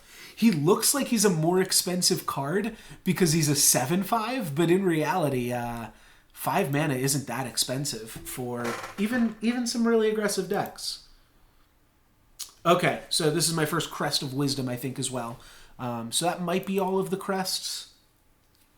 I think maybe I have 5 crests now, but we're doing okay. Crest of Chaos, maybe that is now my last crest. I've kind of lost track a little bit. I have been playing Eternal, well, you know what? I can check my profile, can't I?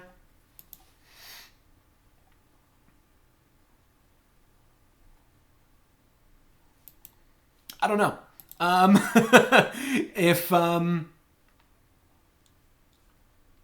If there's a way to check in here, then that'll tell you. Otherwise, you could go over to my YouTube channel and see when I put out my Eternal first look at. But I don't have the answer off the top of my head. I've been playing for a while, but the trick is that I pretty much took a really super long hiatus. Right. So I've maybe... But even in my hiatus, it was really just a hiatus from streaming and competitive play. I've still played the game casual. Like I've said, I've found the controls really easy to use, and it is kind of cool that you can use a controller. So you can kind of just be, lounging back and playing cards, which is cool for a digital card game to be able to do that, have that level of control with a controller. And I don't use that often, to be honest, but it is cool that it exists. And yeah, I just have fun like playing decks casually. I mostly use a Naya Praxis Owls deck. Bond, pay 4 to double this turn. Meh. It's interesting with Bond, though. And you can probably play it multiple times, right? 8 mana makes him a 20/20. Okay, that's kind of cool. This is my first Crest of Vengeance. So I don't know if I was lying before when I was opening up Duplicate Quest, but I know that I didn't have the green-black one yet because that's the one I was looking for the most. There's a lot of really sweet green-black legends, including the Minotaur and Crown Watch Trader. Both of those are really good. Hideout Pistol is also a good card. I've seen that used to devastating effect against me. There's a guy that when you play a weapon on him, you play that weapon on him again, and he's a gunslinger, so pew, pew, the pistols come out. Stun 2 enemy units. Reasonable in draft. No sense looking at it for any other purposes. Deal 2 damage to an enemy for each of your Yeti. You may pay 2.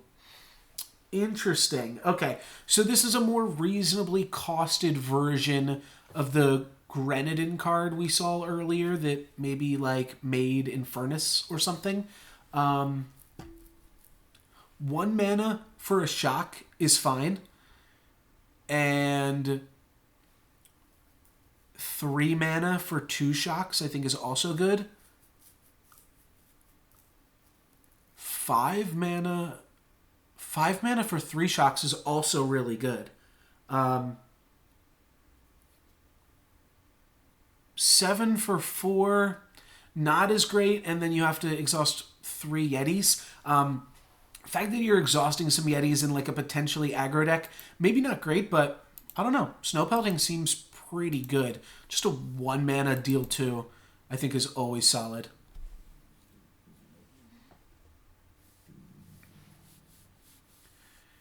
Yeah, for sure. I mean, like in the aggro mirror, that sounds just like the kind of card you want, and it's cheap enough that you can justify playing it regardless. Like turn 1, kill an Oni Ronin, and then, if not... Yeah, I haven't seen too much of the, what's it called there? Skycrag. I haven't seen too much Skycrag recently, but you're right, that was a lot more popular. That was popular after set 2 when Skycrag got its champion as well. When it hits the enemy player, play a 1/1 Grenadin. That seems terrible. I mean, maybe fine in draft. Okay, our first bad legendary? Yeah, probably our first bad legendary. It's fine. It's cool. It's cute. It's a Yeti Matters card. We've talked about Yetis being cool in general. That's kind of funny. I wish Silence could break through Aegis. Half the time I feel like I'm just using... I mean, I know it breaks through Aegis, but that card wouldn't. It just removes the Aegis counter. And unfortunately, I feel like that's what I'm doing with... what's the 2-mana 2/1 ambush that silences something?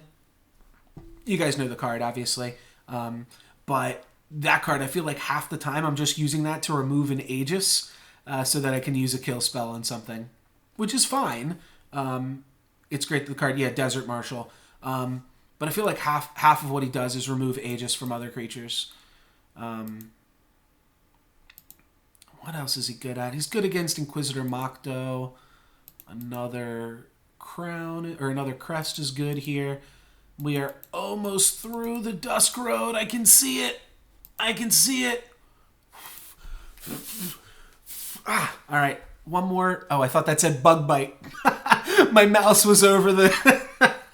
My mouse was over the name of the card. I thought it said Bug Bite as we were getting through the end of the Dusk Road here. No, just a dig site. Nothing too treacherous. Oh, Stirring Sand! All right. Almost through. Knock it off. All right, another legendary. Caleb Reborn. I forget this one. Pay 5 and put into your hand... Put your hand into your deck, draw the same number of cards plus 1. Oh, I think I have this card, or I've played with this card, or I drafted this card or something. Definitely played against it. It's fine. I could see it being good. I could see making use of it. I really want to try to make the Cauldron card, and I know it's not a Cauldron, but the thing that makes 5/5 dragons. I really want to make that card work now. So I'm kind of curious at some other potential options for Skycrag cards, and that could go well in a Skycrag deck that is trying to make some dragons. Your cards can't be stolen while Tomb Protector is ready. Very, very niche. I don't think there's enough to that niche to make it playable, but that's a cool card, and it's got a fine stat line if it ever needs to see play. All right, we'll ask for directions one more time. Prismata, I've actually never played. I heard somebody mention, or yeah, you mentioned it earlier, and I didn't note on it, but I don't actually know what Prismata is. So maybe that's another one I'll have to check out. I know for a while my stream was just like, what I'd really like to get into, and it's about finding the free time. I'm ecstatic right now how smoothly the stream is running. That has been the biggest heartache and frustration for me in terms of me wanting to stream more often. Because I can make the time. I can, even if I'm super busy, I can sleep less. And it's not even about sleeping less. It's just about moving some things around maybe. Because like I said, I've been playing this game anyways. I've been doing my quests every other day. So, Yeah, I've often thought about scheduling for these different things because I do play so many different card games. It's a little bit weird to hold an audience and be like, all right, guys, today we're going to play Eternal for 2 hours, then Hearthstone for 2 hours, then Magic for 2 hours, or something like that. So I'd probably want to break it up into different days. But for sure, one of those things would be first look ats. And honestly, there's so many games in this genre that I could probably look at a new game every Monday and never exhaust that pool of resources. Haven't really been reading too many of the cards here. I know I've been talking about some of the legendaries. I'm just kind of assuming most of the rares are not that exciting. Yeah, and I really enjoyed playing the First Look series. I always think it's cool. I mean, to toot my own horn a little bit here, I think one of the things that I potentially specialize in, because, think about a limited format. Especially if you're looking at some of those cards for the first time, but the people that get the edge in the limited formats are the people that are able to analyze and think about what is better than what in new and random environments. And playing a new game for the first time is almost a limited format, even when you're playing constructed, because you're learning the rules and doing all that stuff. And for that reason, I always think it's super fun to stream my first look at a game, because I'm gonna clean house with some frickin', give me some common cards and I'll clean house against your common cards. And that doesn't mean I'm better players than the other players. It's just about how you can figure out that kind of stuff. But at the very least, I think that's something that I can provide a cool perspective on for the channel. So I would like to do more of that in the future. We got 28% of the legendaries. Not a bad haul. Almost all of the rares, missing a few of the I don't actually know, because this is just for single cards. For the full set, we're halfway there on the rares. So about 150 more packs, maybe opening about 300 to 350 packs total. Get you a full set of Dusk Road. That's pretty cool that we were able to do that here with that. No RNG. Uh-oh. I like RNG. Pay to win. I can take or leave. Obviously. Shared random set every game, which both players have for variety. Okay. That's interesting. One thing, the first thing that's jumping to my mind when you say something like that is it's got like a board game aspect, almost like Dominion, or Ascension, as we know, obviously from what's the name of the Soulforge developers at this point? I don't even know. I knew there were Stoneblade at one point and Gary Games at another. Are they still Stoneblade Entertainment? Probably. I don't know if they changed their name to distance themselves from Soulforge at all, but Ascension is really cool. That's another thing that I've not touched at all. Sorry, my stomach again kind of going off here. I really need to get into this last set before 5 o'clock. Hopefully we can get through. Okay, yeah, it sounds like kind of a board game, but board games I also think would be really fun, and I don't know how much interest there's going to be on me streaming or playing a 10 to 15-year-old game, but I've been thinking about playing Pokemon Platinum because Generation 4 was just released in Pokemon Go. So that might also be something that you can see in the future. Either I'll probably do the same thing that I'm doing with this, stream it on Twitch, and then edit it a little bit, though I'm not going to edit this video, and put it onto YouTube there. So we'll give a plug for my Twitch and YouTube. If you're watching on YouTube, you can catch me live on twitch.tv/NoLucksGiven, and there you can have a little bit more interaction, though I will answer anything that you say in the comments on YouTube. If you're watching on Twitch, then you can find my YouTube channel in the links in the panels below.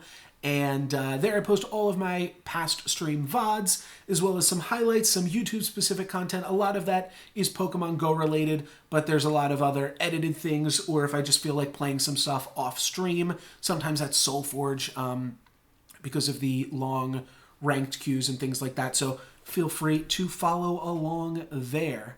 Either way, thank you guys very much for watching. I'm not done yet. We still have one more set to go, and I should check out the profile before the fall of Argenport and the fall of this stream. We have 4% of the rares, 1/4 of the commons, 1/5 of the uncommons. I should have done it like that. 1/4 of the commons, 1/5 of the uncommons, 1/25th, right? Yeah, 1/25th of the rares, and 1/0th of the legendaries. Oh, I'm sorry. That's for the full set. For the single set, half, and 17% of the rares there. Let's get into it. No legendaries, though. No legendaries from Fall of Argenport. I really do like Argenport, but if it's got to fall, it's got to fall. When you play a spell, it deals double damage. I've seen that card. Ooh, I like the green. But Argenport is dead, so I'm not sure if we need too much green in these packs. Okay, this has got the... oh, I do have this card already, Roland's Memorial. Did a sweet draft around that, I believe, right? Yeah, I think I won a draft with this card. It's on my YouTube channel. I either won or went 6 wins or something, but that card was super sweet. Well, they have so many good Argenport cards. In the other sets. Okay, the wielder gets killer. Feeding time for 2. It's 7 mana to spellcraft it, but it is also a kill spell by itself. Weird color, excuse me. Yeah, Argenport had to be really popular. That's also when they put out that minion, right? Or that Minotaur. This is a cool card. It basically makes you into Cirso. Very cool. And he's a pig with a cleaver. And he turns something into a pig and cleaves it. Very cool. Sheriff Marley. We've got a few of those at this point. I think Sheriff Marley's pretty cool. It seems a little bit slow for Constructed from when I've seen it. Yeah, Tavrod. Marley seems a little slow for Constructed. Obviously really good in Draft. We learned a new mechanic here. Oh, Market. Oh, I just got my first Market card. I didn't see it, but that is another thing that I need. Market is insane. So yeah, definitely need to pick up some Market cards, especially if I want to play any interesting combo decks. That looked like an interesting card, the one that just flew by there. Hopefully we get to see that again. Negate an enemy spell, draw a card. That I've seen a few times now.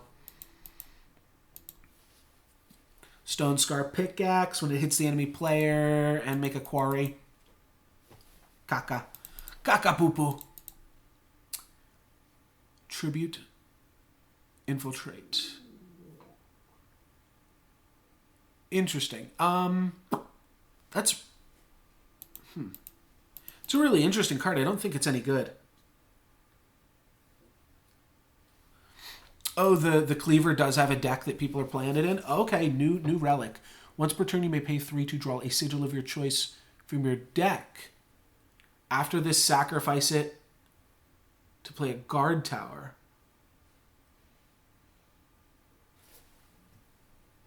Wait, this is really good. I mean, it's a colorless sigil, which definitely has a cost in this game.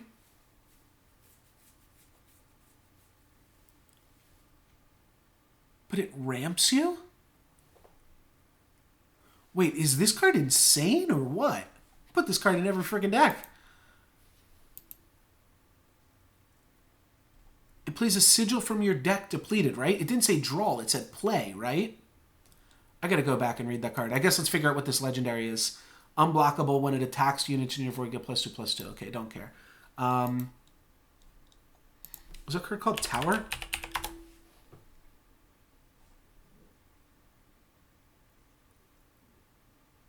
To draw. Okay, it draws a sigil from your deck. That's significantly different than playing a sigil from your deck depleted, but still very, very good.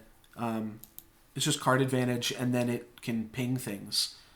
It's expensive, but seems fine, honestly. Definitely great in draft. Draw a power card of your choice from your deck. Yeah, this is interesting. They're doing a lot more with... Oh, no, this is a spell. Okay, these look very similar. Apologies. Oh, this is a relic. Oh, okay, you guys probably have no clue what I'm talking about then. I thought this was a sigil. I didn't see that this had a mana cost. I just thought this was a sigil. Playing so many card games, sometimes you get lands, spells, relics, all that stuff mixed up. This card's still good, but it's not just free. I thought it was just free. Barricade is so hilarious.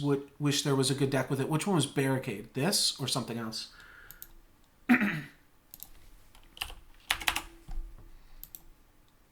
That's my fault for never reading the names of cards. Oh, Barricade. Give one of your blocking units... Oh, okay. You wish there was a good deck with it. Yeah, no, that's a silly card. That'll never be good. It's just so niche.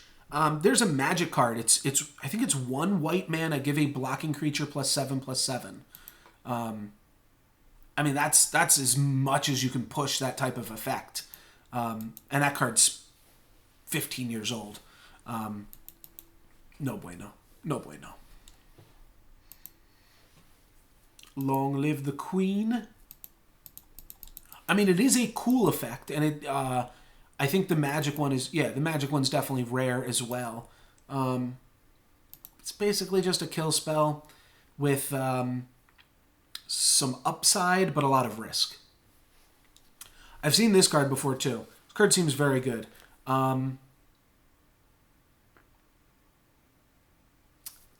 The drawback on it doesn't seem that big at all. Obviously, if you have multiple and one dies, then they all die.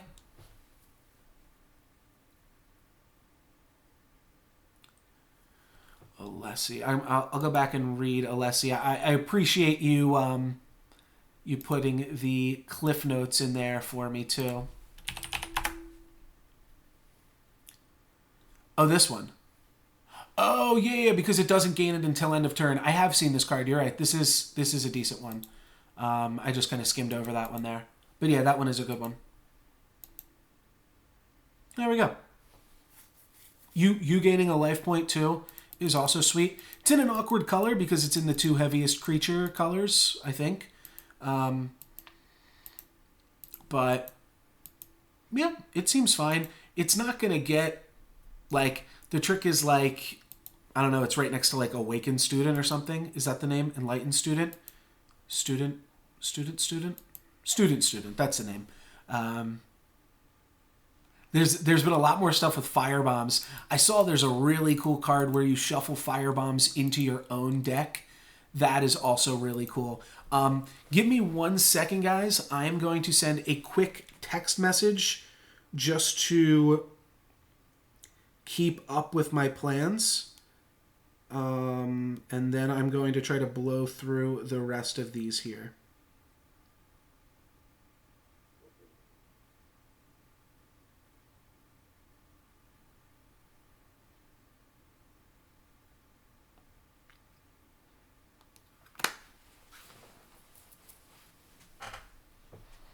Right, yeah, Levitate was definitely good, and it's funny, like, Jump doesn't see play in Magic. Yeah, as far as not changing my decks, I still have a deck.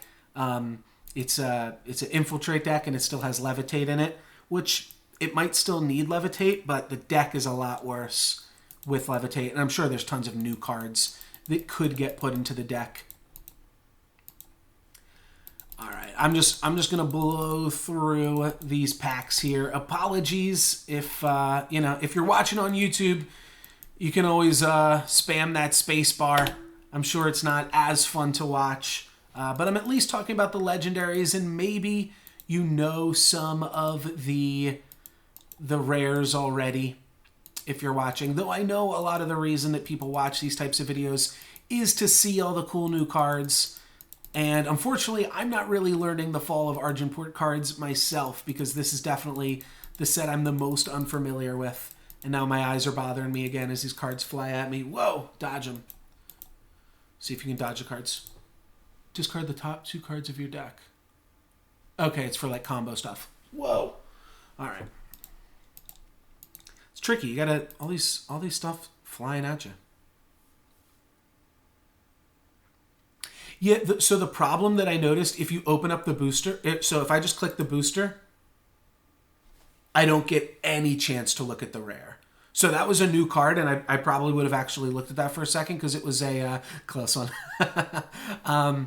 Yeah, when I'm just spam clicking, I mean, I might as well. But this at least gives my brain like another millisecond to read stuff like this. Enemy units get -1/-1. Your units get +1/+1. Okay. I didn't need to read that card. Who would have known? That card costs 2 mana in Magic the Gathering. Obviously, that card is insane in Magic the Gathering. Oh, you know what? It was permanent, wasn't it? It's permanent, though. It's not until end of turn. Okay, it's a little bit better.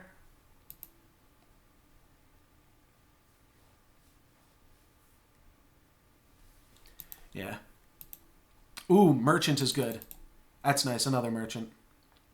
I do have a lot of gold, yeah. I haven't spent it. I do have to buy the last 3 campaigns, but...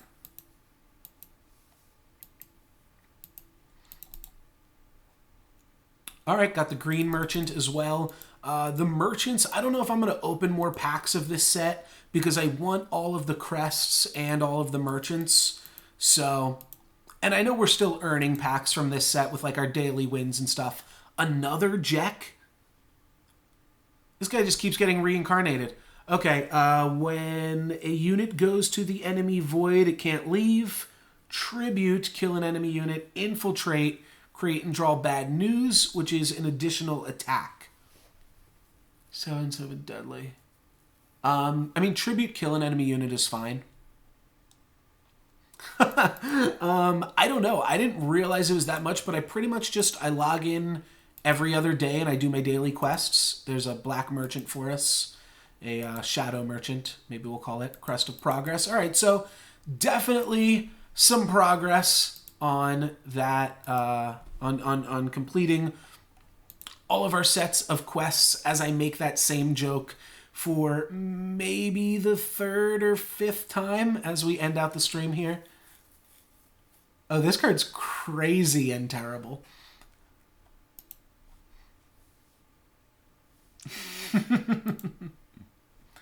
I mean, you can log into any of my accounts and find a ridiculous amount of gold. Maybe it's the ancestry that I have that makes me unwilling to spend any of those sweet coins. Yeah, I don't know. I just wind up stockpiling a ridiculous amount of gold in all of these games. I have what, like 500 tickets in Soulforge or something crazy like that. Troton Gaming, thank you very much for the follow. I appreciate it a lot. Yeah, I mean, you that is a lot, especially in 3 days. Yeah, I do like to draft, but I just haven't gotten to it in a while. But hopefully we can get back into that. Like I said, the fact that this stream is running so smoothly, and I mean that in 2 ways. I mean that from the love and support that I'm getting from you guys. That also makes streaming so much easier when people talk in chat. So I definitely appreciate that. But then also just from the technical side of things, the fact that I can go like this with my hands and fingers and it doesn't look like so yeah, I mean, definitely draft marathons are in the works in the future for sure. We're going to do it. The reason that I have all this gold is so that I can spend it on stream, do some drafts, make some mistakes, learn some things, do some drafts, win some packs. Watch yourself. Mazog, the Walking Terror. Summon, sack a unit, ult, pay 6, steal an enemy unit. Okay, it's fine. It's also a 6/5 flyer. I didn't look, yeah, you get to keep the unit forever.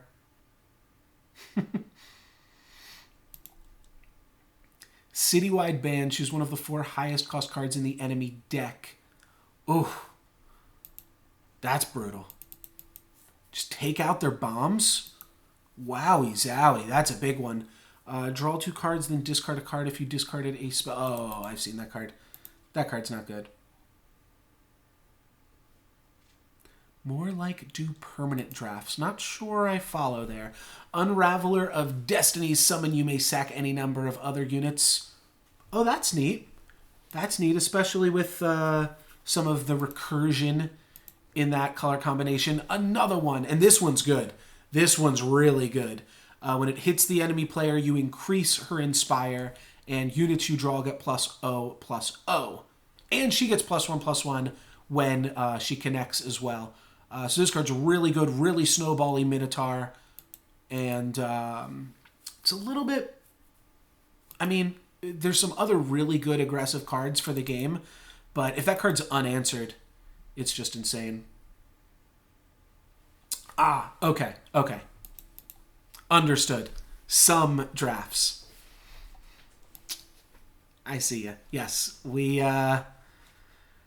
I shouldn't need to. I should be able to do a lot of drafts. I'm probably infinite at this point, just for a lack of playing. Right.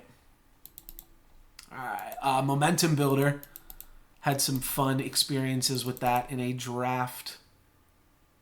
Draw a weapon from your void. Tribute played instead. That's kind of neat. And that works on weapons and relic weapons. Obviously, that card seems so bad, the Stone Scar Pickaxe. Guess it's like kind of cool on a flyer. Oh, that's neat. No more dead draws for like the next few turns. If you played that card and then drew a power, geez. You gain health, or you gain life equal to the number of cards in your void. Infiltrate, Hall of the Lost Kings. Some interesting synergy. I should have just looked at the mana cost. It's a 10 mana card. It doesn't have bond. We're done with it. We're getting really lucky on these legendaries. Not what they actually are, but just the quantity. I don't have any good lists. I do have a Genève Merchant, though. That's sweet. I don't know if I just said this or not, but I do also have to buy the campaigns. So this gold is actually like 75k less than it looks. I don't have the last 3 campaigns, so after that I'll be looking to put together some more lists. I don't know if I'm going to stream that or just try to knock them out as quickly as possible, because at this point it's kind of old content. So, I don't know. You guys can let me know if that is something you think you'd want to see. I think I've had some fun with it before. I might just record passively, so that if anything neat comes up, I am recording, because I think one of my cooler that like I beat one of the campaigns like ridiculously. One of like I think I beat Jack. I don't know. It's on my YouTube, but one of the campaign bosses I just like wound up building the perfect deck and drawing the perfect hand, and like he like made a bunch of 2/2s, and then I drew Lightning Storm the next turn. It was pretty good. I have the full play set of Momentum Builders now. Not sure I needed that. I don't really need any more momentum, because I think we are going to end this stream just about now. I am going to take a look at my analytics, because I think that stuff is pretty cool. Oh, I have seen this card before. That's also a neat tribal card. Some like catch-all tribal cards in this. We have a Mistform Ultimist, full play set of Alessi now, I think, as well. And some lands that you can play in any of the tribal synergies. I have no unopened packs. We opened just about 500. For anybody that joined late, it was 500. You don't know what you're talking about. Everybody else is a liar. It was 500 packs the whole time. It was like 490, 480, I think. But let's take a look at some analytics. I have no time otherwise. I was thinking about potentially opening up the last packs there. We got 1/5 of the legendaries, all the commons, most of the rares. And then we're only 2/5 of the way there on rares and only have a small portion of the legendaries, most of the commons, and a lot of the uncommons, but definitely did not do as well on fall as we did with Dusk Road, Omens, and Empty Throne, which Empty Throne have a ton of. One of the other things is this set is still coming out, so I am still getting more packs for this. Every time you do your daily win, you get a pack. If you'd like to open 500 packs yourself, just win a game every day for 500 days. And that might also help you get to 400,000 gold, which we will hopefully start spending in the future. That is going to be it for me, guys. Thank you very much for watching. I hope you had fun. Like I said, you can find my YouTube channel. It's I'm pointing up to the graphic there, but you can find the link to that in the video description below. There I post all of my past stream VODs as well as clips and highlights that I edit a little bit and some other things, some edited content made specifically for that. Some of that is Pokemon Go related and some of that is based around other digital card games. If you're watching on YouTube, catch me live on twitch.tv/NoLucksGiven. You can follow at NoLucksGiven on Twitter for stream updates. I think I'm going to start using that more. I was previously using Imager a lot, but I was like, why am I posting these images to Imager that nobody's really going to ever see? I might as well just tweet them and start tweeting things about ranks and things like that, while still not trying to be too spammy with that. Everybody that watched and commented, thank you very much, and thank you for the follows. Appreciate that a lot. It's honestly it's huge encouragement, and just having the camaraderie and people to talk to here. It's always cool that I can see the same people a year later, and it means a lot that you guys stick around. So I really do mean that, and yeah, this has been great. It's been fun. It's been real, and I'll have to do it again real soon. Thanks for watching, guys. I'm NoLucksGiven. Peace. And then I've got to actually, sneak away. So just pretend I'm still freeze framed. How would I do that? Got to do the peace and then like with my toe hit like a stop the stream button. All right, that's it, guys. Have a good night.